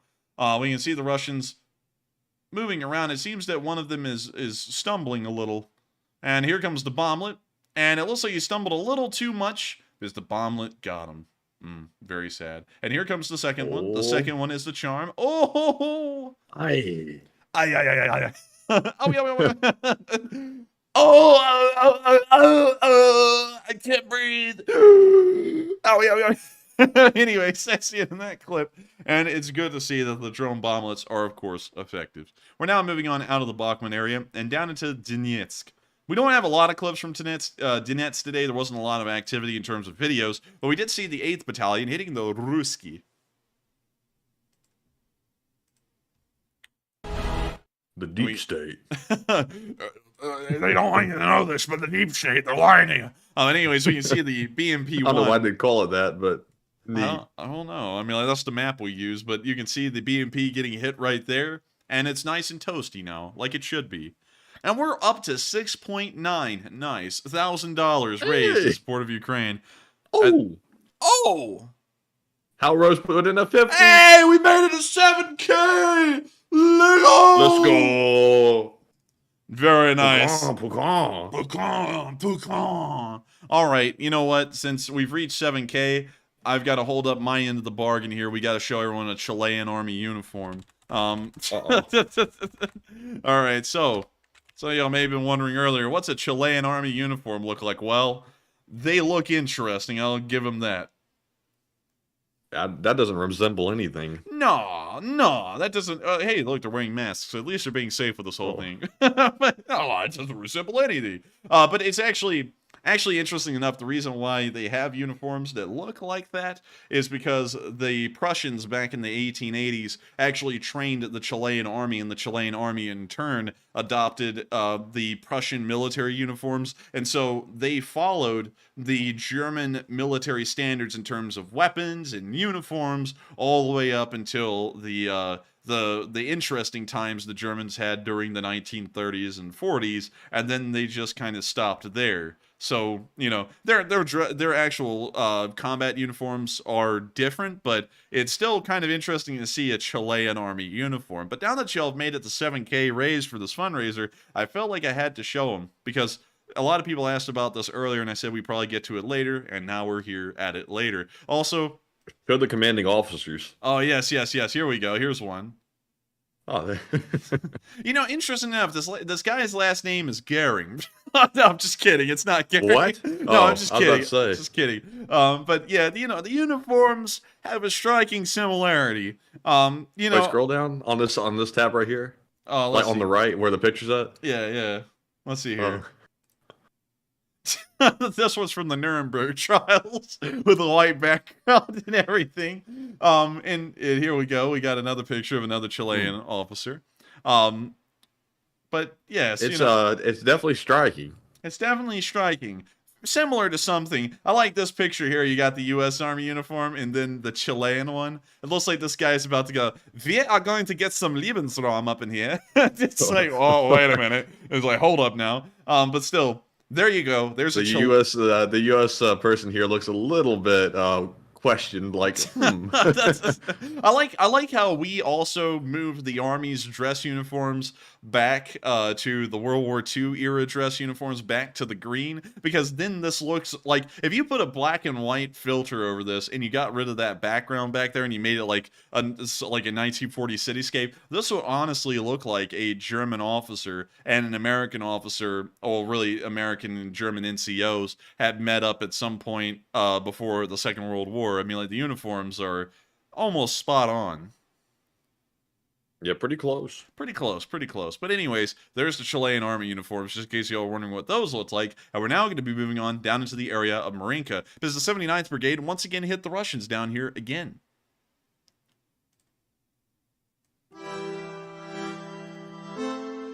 You know, I could actually play this song, but we're going to have to mute it because it's copyrighted, most likely. But we can see them bombleting the Russians in the middle of an open field, which is usually what these Russian soldiers just don't like all too much. I wonder why. We can now see them dropping another bomblet. And I love how, Matthew, the Russian soldiers were always talking about, a man's job is to be in bull, and then they get blown up like this, and then they come back and go, it was terrible out there, we're not fighting again until we get good command. You know, it's like, what happened to the whole, like, I will eat nails for breakfast thing? You know, it's like, that disappears after they come under the drone fire. I mean, you see this one guy here, he's running up. Another bomblet's on his way down. Oh. Oh. Oh. Ay, ay, ay. Ay, ay, ay, ay, ay, ay. And now you see a mine-rolling Russian tank rolling up through the field at as fast as it can. It's very interesting. You usually don't see the demining attachment on the front of these tanks, yet this one actually has it down on the ground and is using it, so that's pretty interesting. When you see they're trying to line up a bomblet to try and hit the top of the turret here. Jeez. Paul Fitzgerald put in a 500. Holy moly! We just got up to 7.6. Let's go! Hey! Hey! Ayo! Ayo! Uh-oh. Uh-oh, Matthew. It looks like they hit the Hampta in the turret right here with this bomblet. You see, oh, wait a minute, the HEGM more like. It looks like the gunner may have slumped over with his hand on left traverse, and the turret's now stuck in a permanent spin. Oh. Uh-oh. That's not good. That's not good at all. Wow, there's a lot of smoking vehicles out here in this field. We can see this tank still running, but it won't be running for much longer.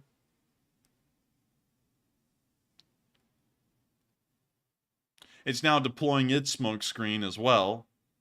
A very cheap dollar store smoke screen if I've ever seen one. It's now backing up very slowly. It's probably reversing at top gear.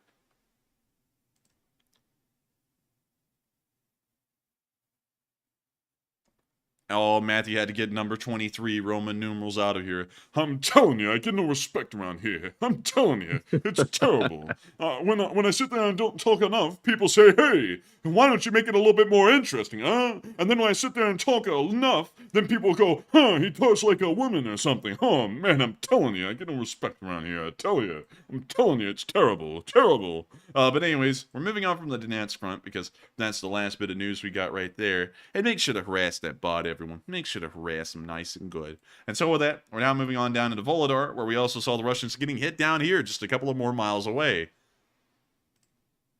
These guys were taken out by the K2 battalion. They did want to name this battalion the K1 battalion, but sadly that had already been taken by the dogs here in the police units in the United States. So then they settled on K2. Nonetheless, the artillery they fired... K9, though. You know what? You're absolutely right. I just messed that up. in the attempt of trying to make that joke stick, I just did that terribly wrong. Oh, man, I'm telling you, I get no respect around here. I thought I was the K9, but then I went to the doctor, and he said, hey, why don't you at the vet? Oh, man, I'm telling you, it's terrible around here. Uh-oh. Oh, no. That's not good.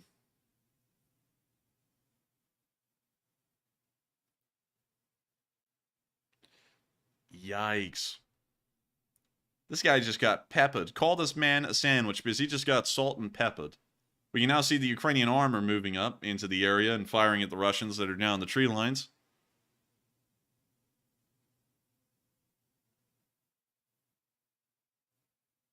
Oh, man, I'm telling you, I get no respect around here. My command doesn't even pay me, and now I'm getting fired at by a tank. Oh, man, I'm telling you. Anyways, the Ukrainian tank's now rolling up on the Russians, and we're about to see that Chad move that we saw a little while ago, but now the whole video's been included, and this is the part where the tank drives straight through the tree line and then takes a left turn right onto them and just starts chasing them down the road, firing at them. Love to see it, love to see it. Now you see them dropping like flies, and this one, he take nap. Oh. He's like, oh, it's still there. Wait, is he really hiding his face from the drone? Like it's gonna help? Yeah, he is. I don't think that's gonna help him though. But then you don't see it. Actually, it looks like the drone operator when after he saw him do that, man. It looks like the drone operator went, man, I pity the fool that's got to hide his face with a blanket and just let him go because we didn't see a bomblet fall on him. He's so cowardly. He won't even look at the drones. Dude, he's literally doing a kid trick where you cover your face with a blanket and then you look back out, then hide your head under the blanket again. But yeah, these Russians didn't have a good time in this assault. You see another one here. He's just he's enjoying the lie down in the grass. So with that, that's the end of the clip.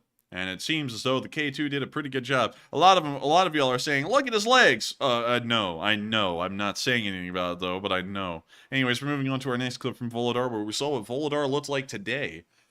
And you can see that Volodar has taken a decent amount of damage, yet Volodar still stands. While these tall high-rises are still able to be entered, the Ukrainians will most likely be able to keep a massive amount of control over the plains surrounding Volodar, and also keep the Russians at bay. And you can see the damage that some of these buildings have endured during the course of this battle. With that, we're now going to be moving on from the city of Volodar. Of course, no frontline movement has been made here by the Russians today. And further on down to the area of Molenivka, where we saw that a javelin destroyed a T-80 today.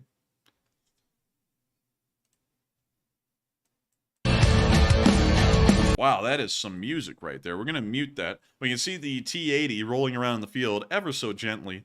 They're trying to keep the transmission intact because otherwise it'll disintegrate. We can now see them turning it around and trying to drive away, but the Javelin has other plans for this unfortunate T-80 of circumstance.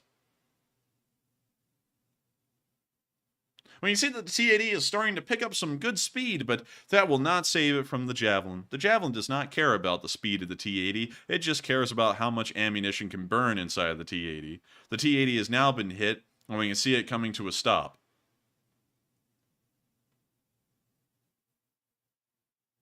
We see the T-80 now coming to a complete stop. We can already see the crew bailing out there at the end, which shows us that that tank was in fact destroyed and then abandoned. Very nice to see. We're now moving on to our next bit of news. Even better news, further down the front, where we also saw the Russians trying to shoot down a Ukrainian drone. Now, the title on this thing was interesting. Russian ferals gunning down a Ukrainian drone with small arms fire in Zaporizhia.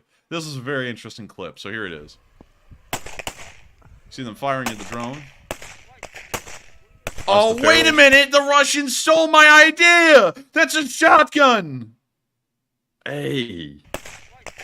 I want royalties. Wait, no, sorry, that's not a shotgun, that's a machine gun. Whoops.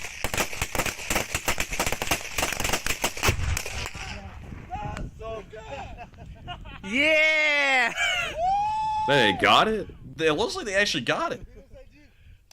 That's just pure luck. That was pure luck. And also, with the way this guy is dressed right here, it looks like he's about to pop up on a cereal box and go, "They're great!" I don't even know what kind of camo design this is. This is the Tony the Tiger design right here. Anyways, we're moving on from that clip, and further on down the line and into the next one, where we saw a Russian tank get Stukened.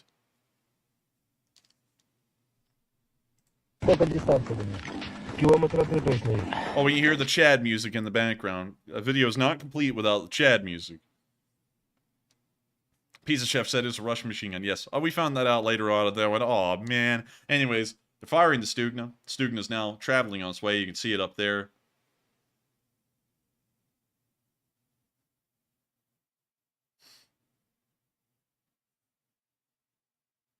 And boom! Tank hit, tank gone. It's like wax on, wax off, but even better. And so with that, that's the end of that clip. Very nice to see that they Stugned that T-80. And with that, it's now time for us to move on out of the frontline news, because that was actually all we had today, and on up to Kyiv to cover the speech from President Volodymyr Zelenskyy here on day 396 of the war. Just a few short days away from day 400, which will be next week. And so with that, here's the clip. Also, why in the world does it look like he's Zen meditating at the beginning of this video? Gotta take all the moments you can, get some of that peace. Бажаю здоров'я, шановні українці. Сьогодні наша Національна гвардія відзначає свій день. І буде правильним, якщо всі ми разом подякуємо нацгвардійцям за те, як Нацгвардія разом з усіма нашими воїнами потужно б'ється за Україну. Подякуємо за міцність і силу у битві за Донбас, за оборону Бахмута та Авдіївки, за героїчний захист Маріуполя і Азовсталі, за бої на Луганщині, за бої на Київщині, за битву за Київ. Разом з усіма силами оборони та безпеки України гвардійці гнали окупанта з північних областей нашої держави і з Харківщини. Тримають оборону на півдні, на Запорізькому напрямку. Окремо я хочу подякувати за гвардію наступу, яка вже стала прикладом взірцевого формування нових бригад для української оборони. За час повномасштабної війни вже майже 5 тисяч нацгвардійців відзначені державними нагородами, саме за участь в боях. за хоробрість, за стійкість, за бойовий результат, якого досягає Нацгвардія. 32 бійця Нацгвардії удостоєні звання Герой України. Я дякую усім гвардійцям, солдатам, сержантам, офіцерам, командуванню. Дякую усім, хто допомагає підрозділам Нацгвардії, хто тренує бійців, забезпечує їх усім необхідним, допомагає із лікуванням після поранень, із реабілітацією. Сила України – це сила усіх, хто б'ється за Україну, хто допомагає бійцям. І уявити нашу державну силу без Національної гвардії просто неможливо. Сьогодні була нарада з військовими. Спеціальна військова зустріч, особливе коло учасників. Провів також наради із сектором безпеки, із розвідкою. Оборона, посилення нашого захисту, причому як від зовнішньої загрози, так і внутрішніх загроз. Готуємо наші відповідні кроки. Постійно, незмінно, максимум уваги ситуації на передовій. Жорстоким боям, які щодня забирають життя наших людей і щодня потребують незмінної мобілізованості нашої держави і суспільства. Це неправильно, це несправедливо, коли у наших бійців, які приїжджають з передової, з'являється таке відчуття, нібито для багатьох у тилу війна вже скінчилася. Для тих, хто не просто далеко від Донеччини чи Нікополя, від Салтівки, від прикордонних районів Сумщини, від Запоріжжя, а хто подумки далеко від окопів, від щоденного болю українців. Зараз так само, як і рік тому, не можна бути подумки далеко від війни. Хоч завдяки нашим воїнам реальні бойові дії йдуть дійсно географічно далеко від багатьох. Зараз так само, як і рік тому, важливо, щоб якнайбільше українців допомагали захисту держави, допомагали акумуляції світової підтримки заради нашої перемоги. Дорогі українці, підтримуйте наших бійців завжди, коли це можливо. Не забувайте і про збори волонтерів, і долучайтесь, коли маєте змогу. Дуже важливо, щоб усі, хто має інформаційний вплив, брали участь в інформаційній роботі. Це стосується не лише журналістів, це стосується усіх, хто може поширювати правду про агресію, хто здатен нагадувати світу про українців і українок, які пройшли через окупацію, через втрати, про те, що Україна б'ється за свободу та справедливість і для нашого народу, і для усіх націй, яким загрожує російська тиранія. Світ має чути так само інтенсивно, як і минулого року, що агресія проти України триває, має чути, що припинити війну вже цього року, звільнити Україну від російського зла вже цього року – це спільне завдання цивілізованого світу. Бо цивілізований означає, зокрема, й рішучий – захищати цивілізованість.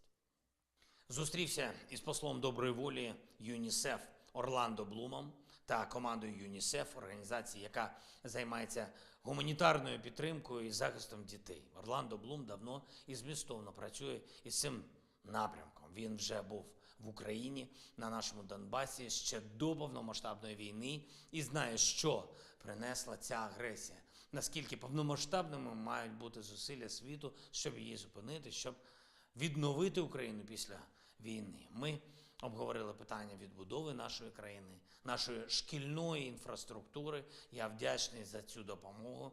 Ми домовились, щоб наші команди працювали над кількома напрямками. Зокрема, це питання повернення наших дітей, які були силою вивезені в Росію. Це створення бомбосховищ для наших діточок.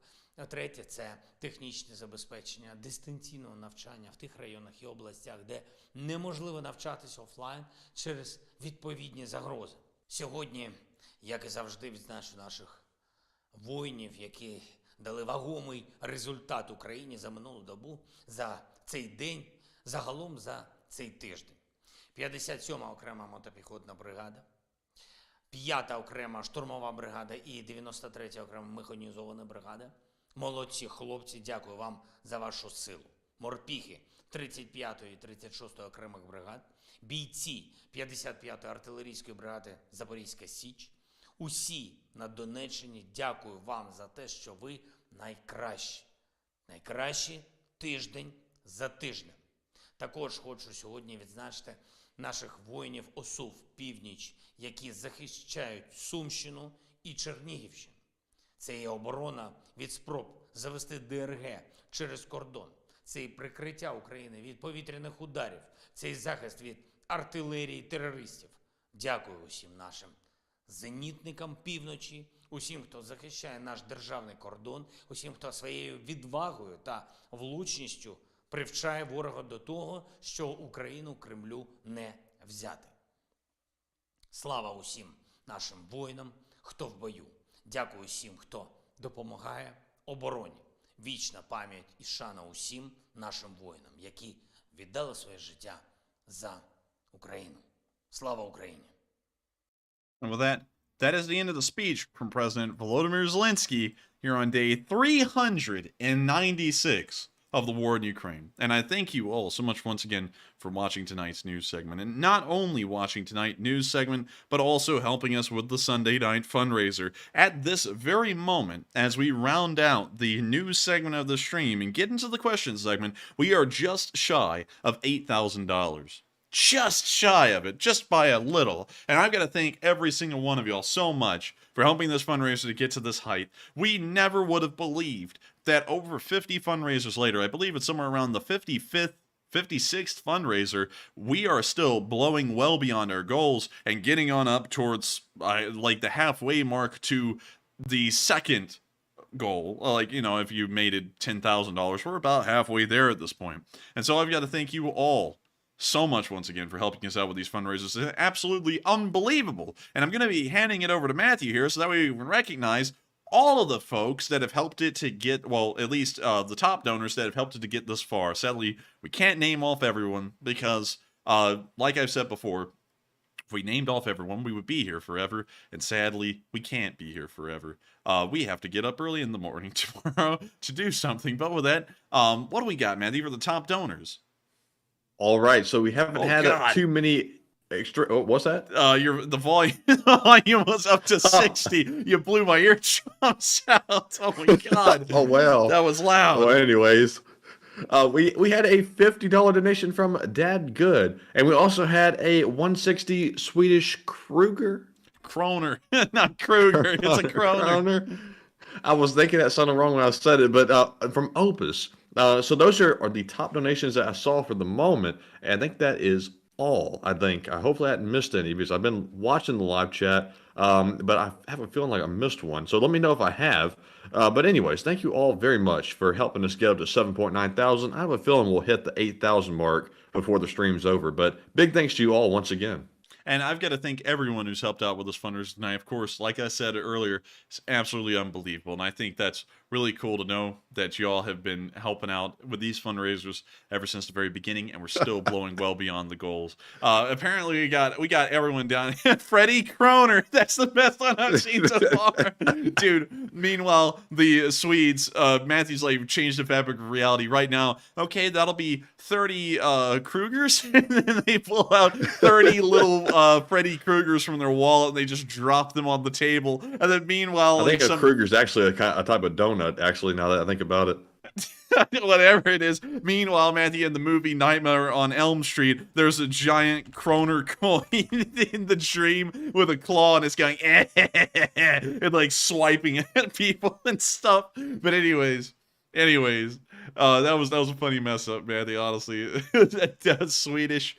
Wait, hang on, that's a Danish Kroner. 1 second, I gotta go find a Swedish Kroner. Swedish Krona. There we go. Peter. Oh, a Krona's Krona. here. Uh-oh, that sounds a lot like something else. YouTube's about to come down here and bust out our legs or something, but yeah, that's a Krona. And I just picked up on what you were saying. Yeah, that's somebody said that's a cruller. A cruller's a donut. I'm just all over the place. Forget it. Isn't Crema a donut?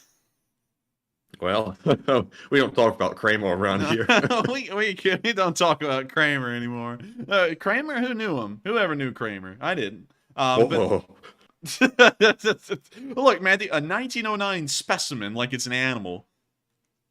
That's a specimen. Looks like a stock or something, like a stock certificate. You know, it kind of looks like a bond, really.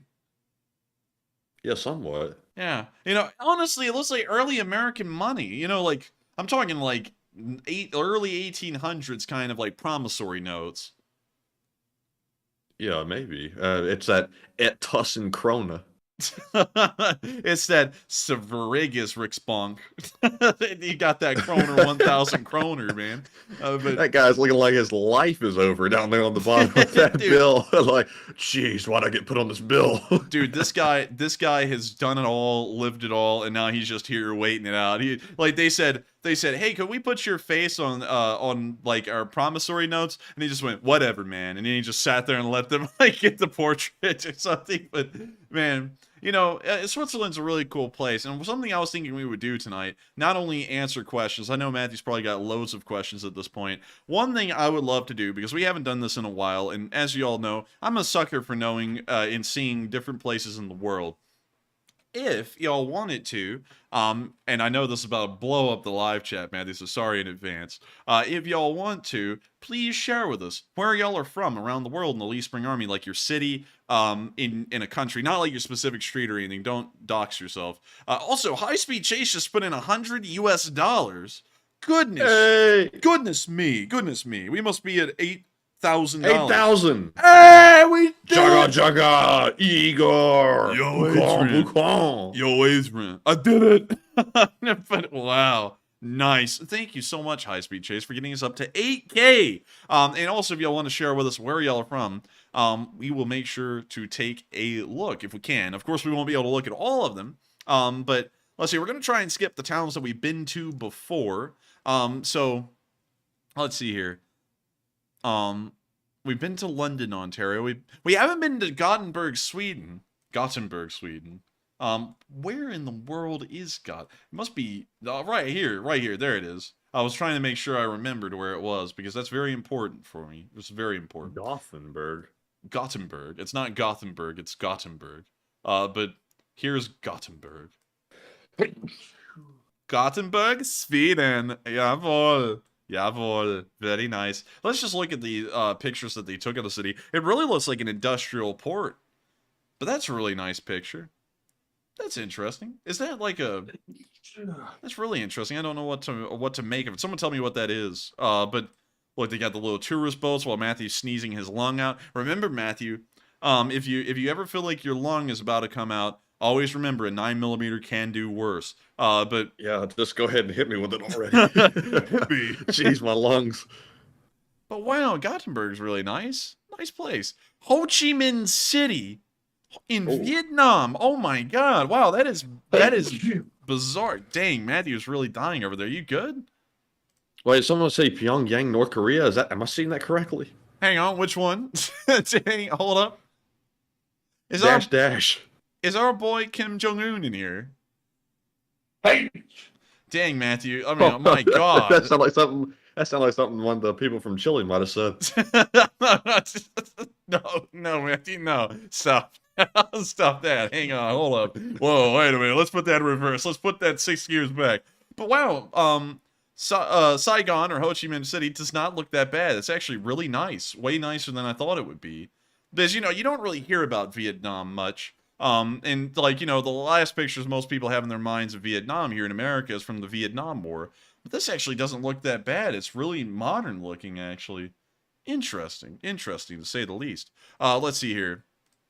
What else do we have? God, Matthew, good God, mute the mic or something. Jesus. I can't get to it fast enough. Let's see here. Did you sniff something that we got in the mail? Dang, let's see. Kilburn, London, UK. Let's put that one in. Kilburn, London, UK. Let's see. Where is this relative in London? Oh, this is like north of Hyde Park, near... Well, actually, it's way north of Paddington Station, which we actually went to before. Where the Paddington Bear comes from. But anyways, let's take a look at Kilburn. Wow, this is really... This doesn't even look like London, Matthew. This looks like the middle of like the Cotswolds or something. Yeah, it really does. Yeah, and then there's the city back over there in the background. Wild. The pavers are coming up. Man, trees are nice in urban areas, but you really have a big deal with trying to keep those pavers level near a tree because the trees just grow and the pavers come up. But still. Peter, the pavers are coming up. Peter, the pavers are gone. Someone stole the pavers. You can't have shit in Detroit. But anyways. Stop talking about Detroit, man. Stop it. Someone's about to start going off about Detroit to us. I know it's about to happen. And it's going to be in all seriousness, too. Even with us mentioning that, it will be in all seriousness. I can't help that it's the war zone of the United States since 2007. I cannot help that. But we have a war zone, too. It's called Montgomery, but we don't have to talk about that anymore.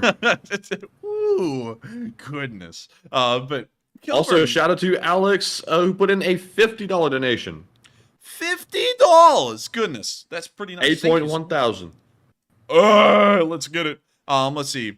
Also, we do have polls and questions to address, by the way. You know what? We do. I hope that you all enjoyed looking at 2 of the, 300 places that were listed. But sadly, of course, we can't get to them all, sadly. But with that, we are on to the first question of the night. All right. Well, actually, we have a couple of polls. I have to admit up front that I didn't have a whole bunch of polls tonight because on Sunday, it's always a bit of a slow news day, and today was no exception. So not very many polls. But tomorrow, of course, the news is going to break out like crazy, as it always does on Monday. But the very first poll we have says, should the U.S. send evidence to the ICC for use in prosecuting war criminals? And yes, that is actually a question that we're having to ask for some reason. 85% said yes, help prosecute those devils. 7% said no, we aren't a party to the ICC. 4% said unsure, and 4% said I need more info. And we do not have to be a party to the ICC to help prosecute the war criminals. We can send over evidence just in good faith and assist in prosecuting people that need to be locked up that are of bad conscience. But that's just my take. But Enforcer, what say you? I would say that, yes, we should certainly be sending that information to the ICC. We should be helping wherever we can in prosecuting war criminals. And so with that, I hope that addresses that fairly well. And also, I see people now going, no, Camden, New Jersey is a war zone. And now that begs the question, what is the nearest war zone to you? Put it in the live chat. Where's the war zone for you? Because there is a battlefield near everyone. We just wonder where. So with that, we're on to the next. All right. And our second poll says, are you ready to see another live Enforcer podcast? 85%, the overwhelming majority, said yes. And 15% said no. So the 15% said no. So I guess, Enforcer, what say you? Well, we can't do it with 15% of them saying no. I'm just kidding. 85% of y'all said yes. We've been wanting to do one. I noticed that one of the cameras went missing, Matthew. What happened to that camera? Well, that's in my room now because I was going to film a video, but somehow yesterday I never got around to it because I think something else came up. That's right. It was the internet problems I was trying to fix. Oh, yeah. Because I was sitting here last night and, I got done with the stream and I looked over there and I was like, I swore there were like 3 cameras last time we ran this show. There's only 2 now. Where did that one go? But yeah, we'll probably try and get a live show running sometime in the future. I don't know when because it was really opportune for us to do it at the normal scheduled time at 10 p.m. Eastern time at night because it fell within the normal routine and the normal schedule. If we did it at an earlier time in the day, like say midday for us, that starts to throw in a lot of problems sometimes, like for example with college work, or sometimes we're sleeping so late because I usually go to bed, like tonight I'll probably be going to bed around 3 or 4 o'clock again because the coffee was literally still being drank at the beginning of the stream, and so it's really hard for us to get up early enough to run something far enough away from the nighttime stream that we can hit the algorithms again and still have a show and then be able to work on that one as well. So we're going to be working on getting another one up. I can't really guarantee when it will be, but it's good to know that a lot of people would be looking forward to that if we did one. So with that, we are on to the next one. All right. And I don't know why everybody took that comment so strangely about the camera going to my room, because everybody's adding a little bit of extra context to that wasn't intended. But anyways, our next question goes to Midwest Vikinger, who says, Matt, since Putler wants to put nukes in Belarus, what are the impacts you think would happen if, say, a Russian smoked a cig near a nuke via drone or got rid of said nuke? That's a good question. I would have to honestly say that if they did something like that, it may pose some problems.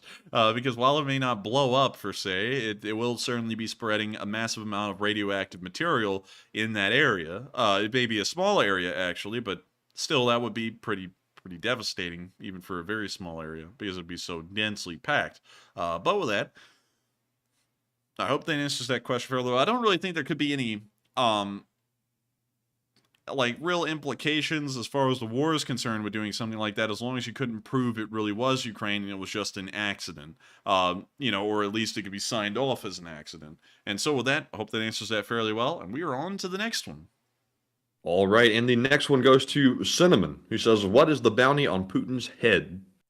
The bounty on Putin's head is probably I wouldn't really know, because I know there's $1 million bounty out there somewhere, but I don't really know of any other bounty beyond that one. So I think it is just $1 million. So with that, I hope that answers that question fairly well, and we are on to the next one. And the next one goes to Lawrence Wells, who says, good evening, and why is the West holding back on main battle tanks? We should be sending what we can spare, also fighter jets, and why is it so? We are sending over practically everything we can right now, within all practicality. One thing you have to realize is that right now we do have Abrams, Leopard 2s, and Challenger 2s on their way to Ukraine. The problem is we can't just send hundreds of them over there and just dump them off on the Ukrainians. They have to be trained on how to operate those vehicles. And so it's a bit of a slow process, because you have to get these forces trained on them before they can actually be used. Otherwise, they'll get them and most likely get them destroyed within minutes, because they don't even know how to start the tank. So it's really about a matter of time and training. And also with the Western aircraft, I would love to explain why we still really aren't sending any of those, but honestly, at this point, I have no idea why. They could easily be sent. The training could be done. We already see that they're transporting over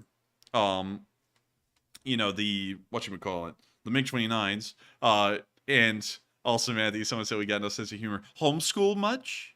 Well, also his username was Krieger Channel, in parentheses, closed down. So I emphasized the closed down part. Ooh. Okay, I see why they took it personally now. They're like, ooh. But why in the world would you put that in parentheses on your account name? Like, you know, just because they knew what was going to happen to them. Closed down. Call them out. But anyways, we could easily train them. We could easily equip them with Western aircraft. The Polish and the Slovakians are already equipping them with MiG-29s, which shows it is certainly possible to go even further. And so with that, I hope that does answer that question fairly well. And we are on to the next one. Oh my goodness. I have to say, I just saw something on Twitter that somebody sent over to us. We cannot show it on the stream, definitely not.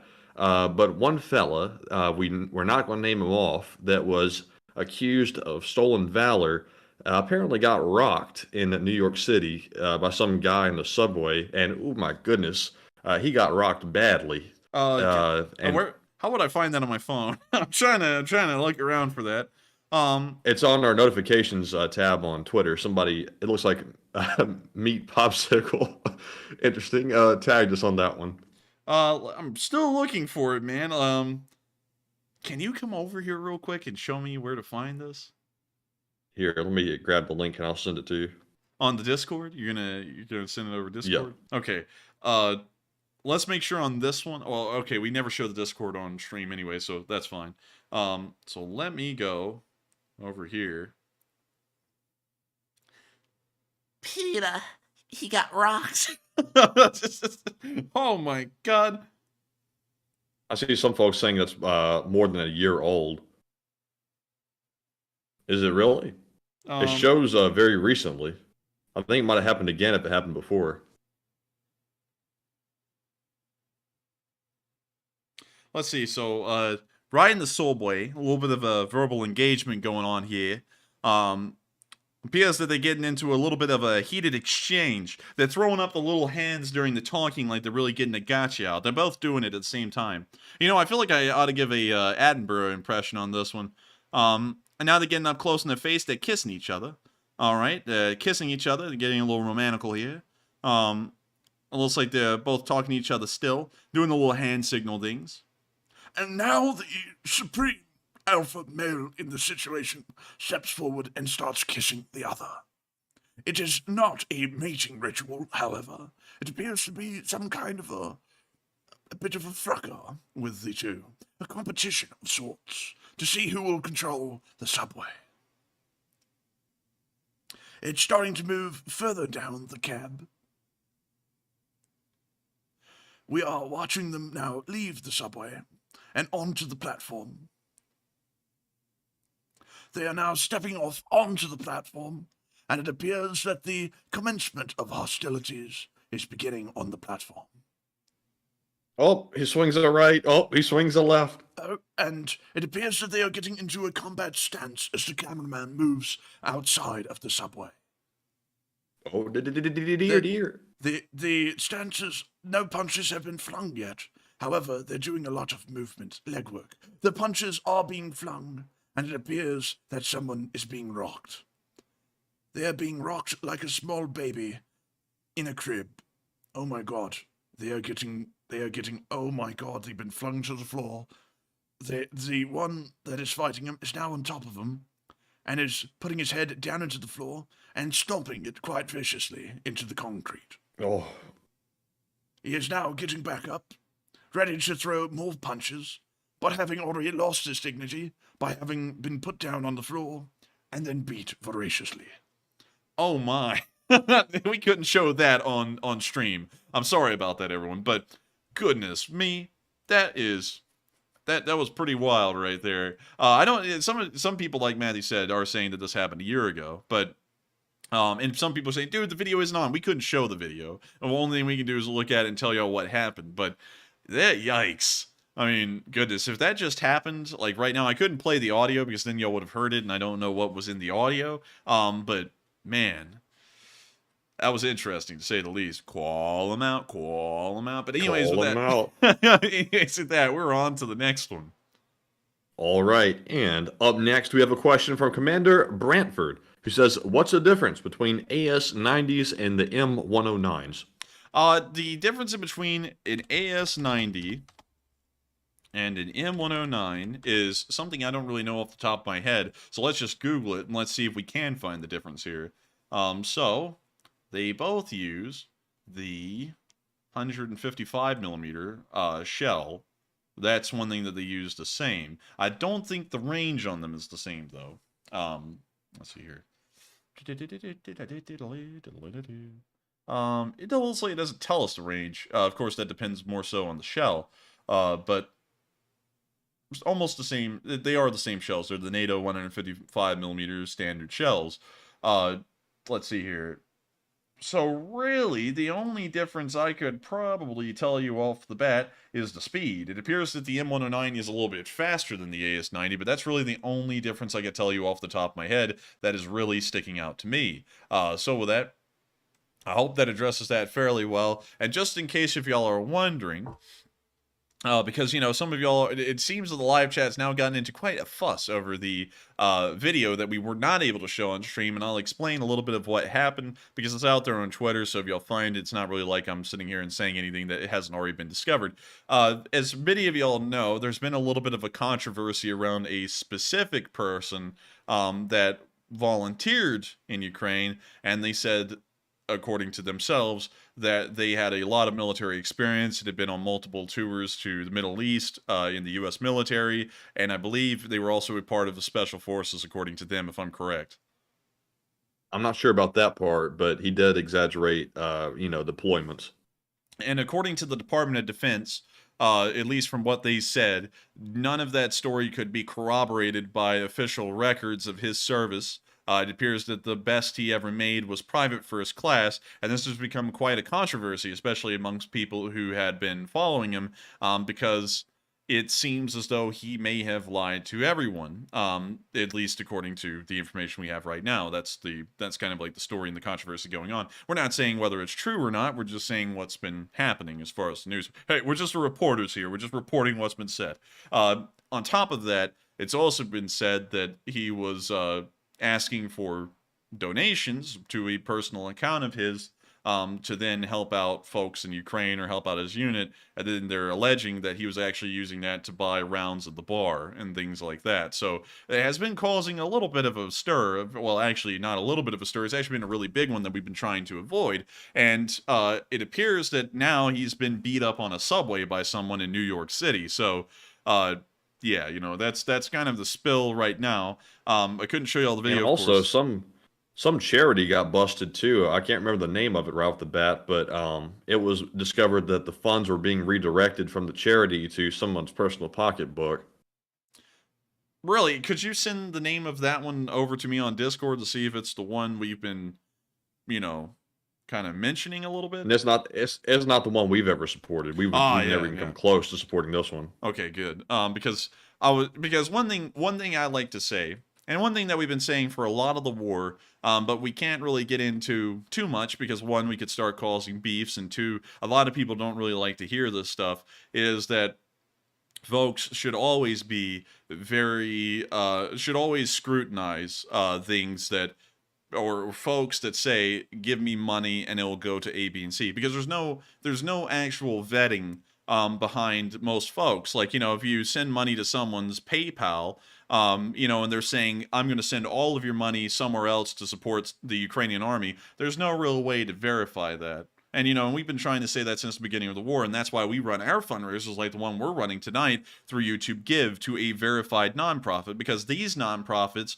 are 501c here in the United States, so they're legally obligated to actually account and show that they are using their funds for nonprofit purposes. They even have to publish the amount that goes to payroll and the amount that actually goes to helping folks out. That type of stuff is public information. And that's why we...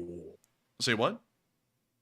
Okay, and now that people were saying the name of it, I'm not going to repeat it because we don't have all the facts yet, but we had somebody that was associated with that charity reach out to us directly. I think it was months ago, trying to get us to do a fundraiser on them. I remember it now. And we vetted it, and it looked somewhat sketchy, and we declined it, so we can't run it because we can't verify, you know, what their whole situation was. And I'm glad we did, because now that I see the name, now I recognize it. Oh, it was, you know, that's another... You remember that guy that reached out on Discord? Yes, There's two of them, I think. Yes, I do. I remember that now.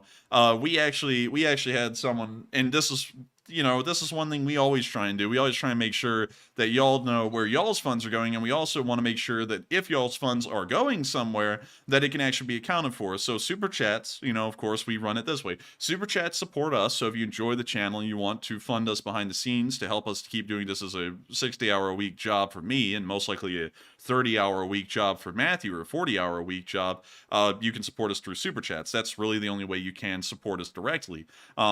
If you want to support a fundraiser and help out Ukraine, we run the Sunday night fundraisers. That's the only way we run fundraisers, so that way it can be verified. And then even then, we're very strict with the fundraisers we do, and that's why we have a very limited handful that we do. You know, because you'll notice that Doctors Without Borders gets run a lot, and that's because we trust them a lot. They've been vetted a lot. They're huge. They've been around for decades. They're something that can be trusted. And so we, of course, make sure to support them a good amount with fundraisers.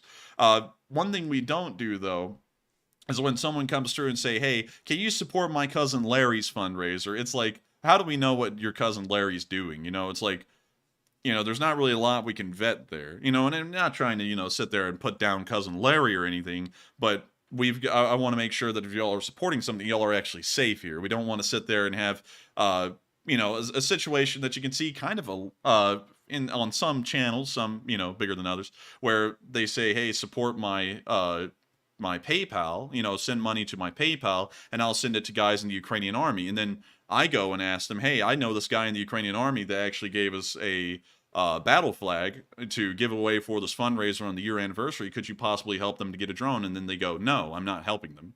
You know, that's kind of stuff that we don't really like, you know, and, you know, we can't really say much more. than surface level, because if we sit there and call someone out, then it's a beef, and then people are going to be going and saying that we're wrongfully calling them out.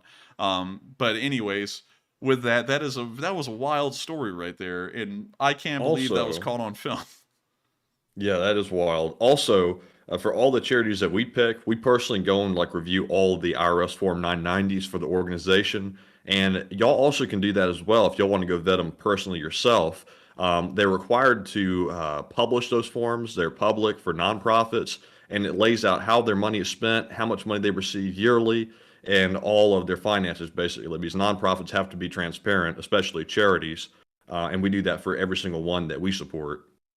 Yeah, and so that's the story. And also, Maddie, I like how I'm just saying the story of what's going on with a specific person. And then I was scrolling through the live chat, and someone said, "Oh, more than any keyboard warrior here."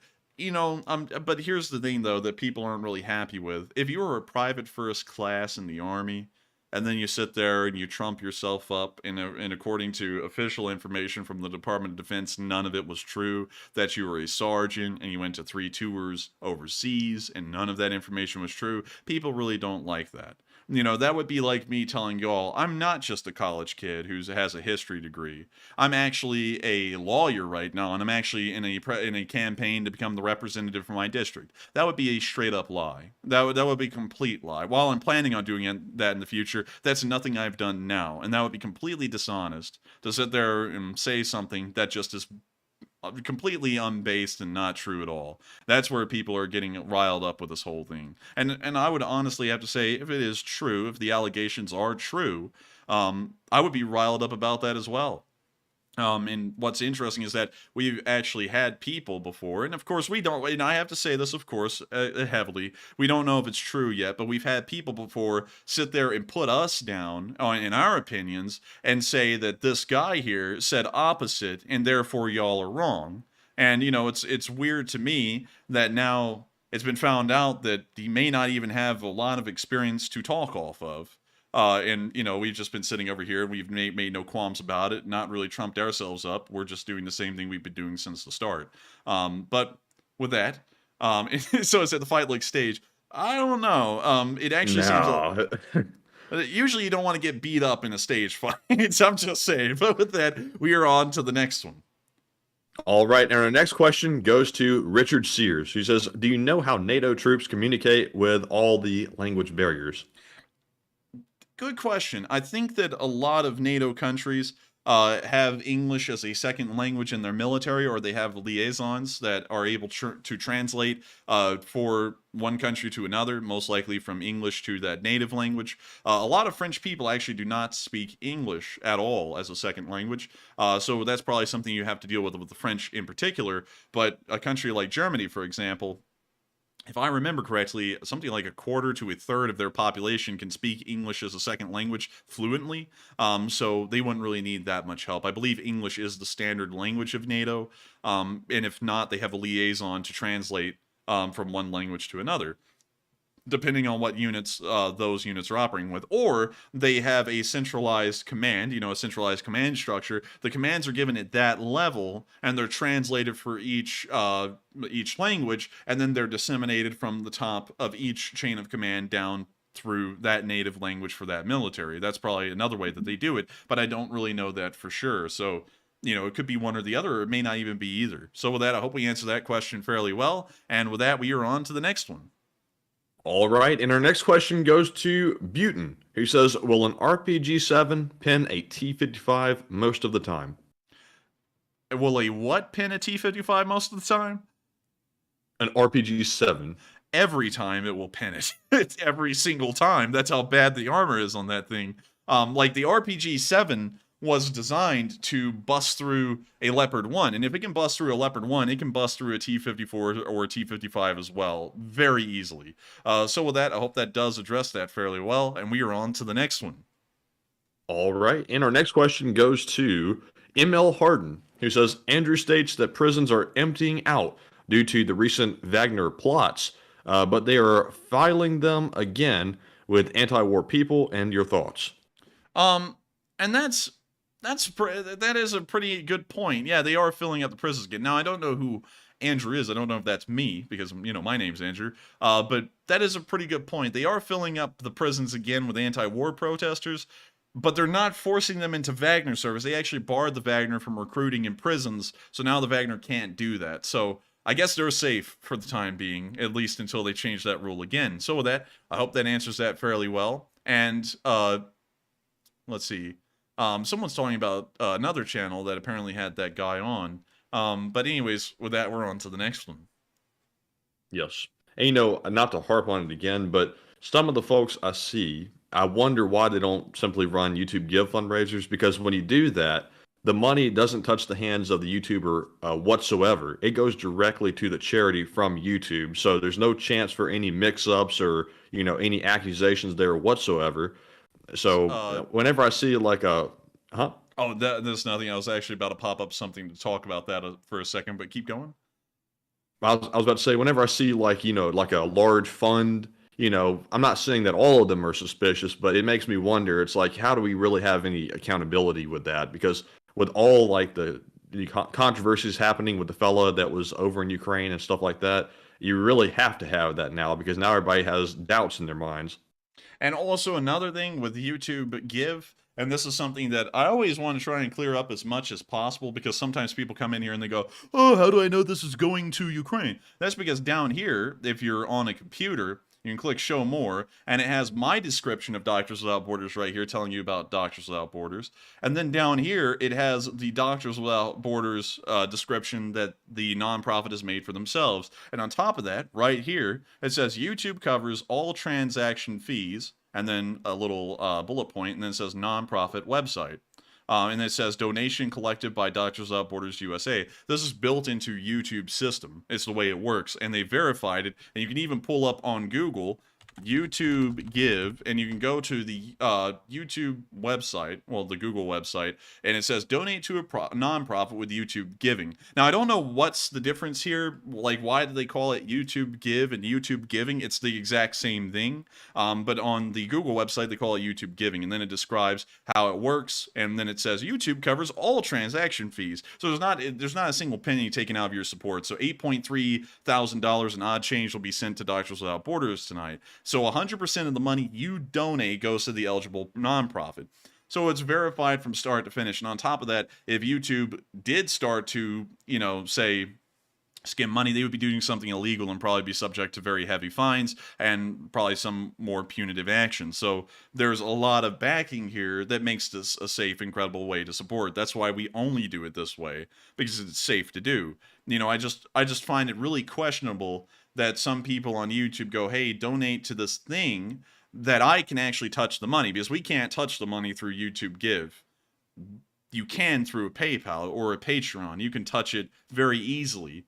You go, hey, give it to me. Because you have to touch it to move it somewhere else. Like, if you sent $10,000 to a PayPal run by me, I could take $2,000 of that and then send $8,000 of that somewhere else. Or I could take all $9,990 and then send $10 over to Ukraine to just say it did something and then make a proof of it or something. That's what we always try and avoid, because that's very questionable. And there's a lot of people out there, and a lot of people are very trustworthy, and I think that's a very commendable trait. But there's a lot of people out there who take advantage of people's trust, and I think that's something that should always be looked out for and watched on. Because while it's a great cause to support, there's a lot of people out there who don't really care for the cause, that just want some quick cash, and saw that there was a lot of kind people out there that'd be willing to help. So I just want to make that clear. Always make sure to extremely vet the folks you're sending money to. Everyone. And so with that, now that we've done that, we're on to the next one. All right. So our next question goes to Edmund Dugar, who says, can China take over as a superpower? China could, if they play their cards right, and over the next few decades. They kind of are the only country in the world that can get close to a superpower right now. So I would say it's not impossible in the future that they will become one. It's just that it's a question of will they surpass the United States or not. And historically, nobody ever has. Not even the Soviet Union got close in the Cold War of becoming the U.S. level of a superpower. So if the Chinese can, they'll actually be the first to overtake the United States, at least in the modern world. So with that, I hope that answers that fairly well. And we are on to the next one. All right, and up next we have a question from Keith Does Things, who says, there is no way that Putler thinks he can still win this war, and do we think he is trying to draw it out until he dies of natural causes at this point? I don't know if he is trying to do that or not. I mean, like, what would be the aim if he was? You know, because he won't even be around to see the end of the war ever. I think the Russians just view this as a hell or high water kind of situation. No, Microsoft 365, no. I think he's viewing this as a hell or high water situation. He's trying to win it at all costs, but all costs is about to send them into having nothing to spend for the cost of it. So with that, I hope that answers that question fairly well, and we are on to the next one. All right, and up next we have a question from Wim, who says, what happened with the mobile crematoriums that the Russians had? We don't really know. We didn't really hear a lot about them after the beginning of the war. Maybe they just stopped using them. Or maybe they're used and we just don't really hear a lot about them anymore. But we don't really have a lot of video or picture evidence or any reports for that matter to say what happened to them. They just kind of disappeared from public eye. So with that, we're on to the next one. And the next one goes to John Luke Sills, who says, if Crimea falls, what will happen with the Russian fleet? They'll be kicked out because there's no way for them to stay in a port that's controlled by enemy forces. They would just get destroyed at their moorings. So they would have to sail out into the Black Sea and try and find somewhere else. So they probably disperse the Black Sea fleet at that point into Novorossiysk and maybe Sochi, but there's really nowhere for them to harbor at Sochi. So really, it's Novorossiysk or bust, or they come up with a special agreement with the Turks that the Black Sea Fleet is able to pass through the Bosphorus and also the Dardanelles and into the Mediterranean and then up into further north Russian ports. That would most likely be what would the end result. That would probably be the one. So with that, I hope that does address that fairly well, and we are on to the second to last question of the night. All right, and this one goes to none other than Duncan VR, who says, what advantages will Ukraine now have with the Polish MiGs once they're in operation? And of course, blah, blah, blah. Thank you for the question, Duncan. And they aren't really going to be getting any inherent advantages. They're not adding anything that the Ukrainians didn't already have in their MiG-29 forces, but it is replenishing the losses that they've had over the war of MiG-29s. So it'll be allowing them to have more power projection in the air, but it won't be giving them any extra abilities that they didn't already have at the start of the war for their Air Force. So with that, I hope that answers that question fairly well, and we are on to the final question of the night. And so, who is the lucky last person who threw in the lucky last question of the night? And that viewer is Desluk, who says, we have heard repeatedly on the news about Ukraine's ammo shortage, and do you think the upcoming offensive will be fully supplied or hindered because of the shortage? I don't know if that shortage is, it sounds weird. I don't know if the shortage is real or not, because the Ukrainians have been saying that they've been having shortages of everything ever since the beginning of the war, and yet they pull off very successful counterattacks whenever they want. So I don't know if that's just them doing this over and over to make sure that support keeps coming their way, or if they're seriously out of ammo this time. I still think they'll be able to pull off a successful counteroffensive nonetheless, because the Balaklia offensive, the most successful one of the war, was started a week and a half after the Ukrainians said they didn't have enough artillery and they needed Western tanks to be able to conduct an offensive, and then they conducted an offensive with Soviet-era tanks and a very small amount of Western artillery at that point. So I think they can still conduct a counteroffensive regardless. So with that, I hope that does address that question fairly well, at least in my opinion. And also, before we move on, Psyops did have a question earlier. And of course, since Psyops is the mod, we have to address it real quick. He says something about, did you answer my question of boxers or briefs? It was the first question submitted tonight. And I have to say that since we're going to law school, between a boxer or a brief, I would definitely do the brief instead. And I wouldn't be a boxer. But Enforcer, what say you? You know that's going to be misconstrued so badly. That's going to be misconstrued terribly. But I would also have to kind of agree with Matthew, although it's going to be misconstrued terribly. I would rather not be a boxer. I would rather not make the pigeons kiss. I would rather do briefs. Fiji water. I've got to feed my pigeons Fiji water. And if they don't like it, I twist their necks a little bit to make them drink it. I'm just kidding. I don't know if Mike Tyson watches this show or not. Watch him actually be watching the show. But still, I would say... I don't find that very funny. I don't find that funny. Have you ever killed a man before? But I would have to say brief would probably be a better thing to do than being a boxer, because a boxer would be tough. I'm telling you. That, you know, you get your head knocked around a little bit, and then you got all these neurological issues for the rest of your life. But with that, I hope that does address that question fairly well, and it is the end of tonight's stream. I thank you all so much once again for showing up tonight and helping this fundraiser to get to unbelievable heights. It's crazy to think that this far into the war, once again, we've raised $8.4 thousand in support of Ukraine. And of course, I will be looking forward to next Sunday, so that way hopefully we can fundraise even more in support of Ukraine. And of course, it is the end of tonight's stream. I'll see you all on Tuesday at 10 p.m. Eastern Time. We will not be running a stream tomorrow. We always take Mondays off, so if you're new, sadly, you won't be able to see another one of these tomorrow. But for 6 days a week, we're always running at the exact same time at 10 p.m. Eastern Time, covering the past 24 hours of the war in Ukraine. And so with that, good night, good luck, take care, stay safe, and of course, Slava Ukraini. And good night, and Slava Ukraine. Hear him, Slava. Pukon, Pukon. Pukon, Pukon. Yes. The Leaf Spring Army sends its regards.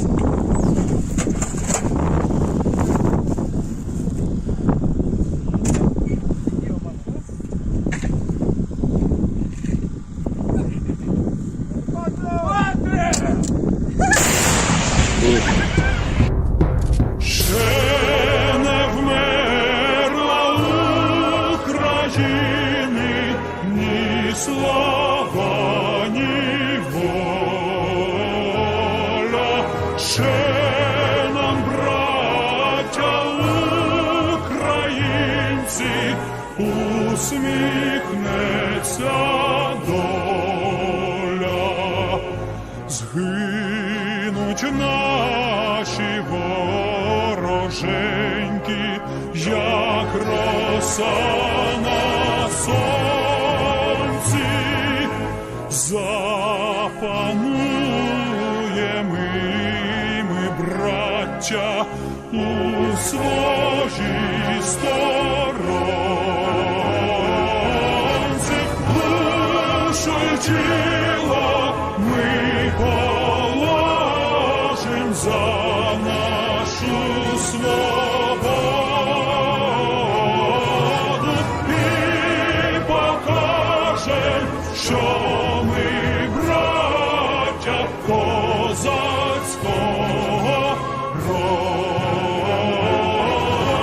Душу й тіло ми положим за нашу свободу.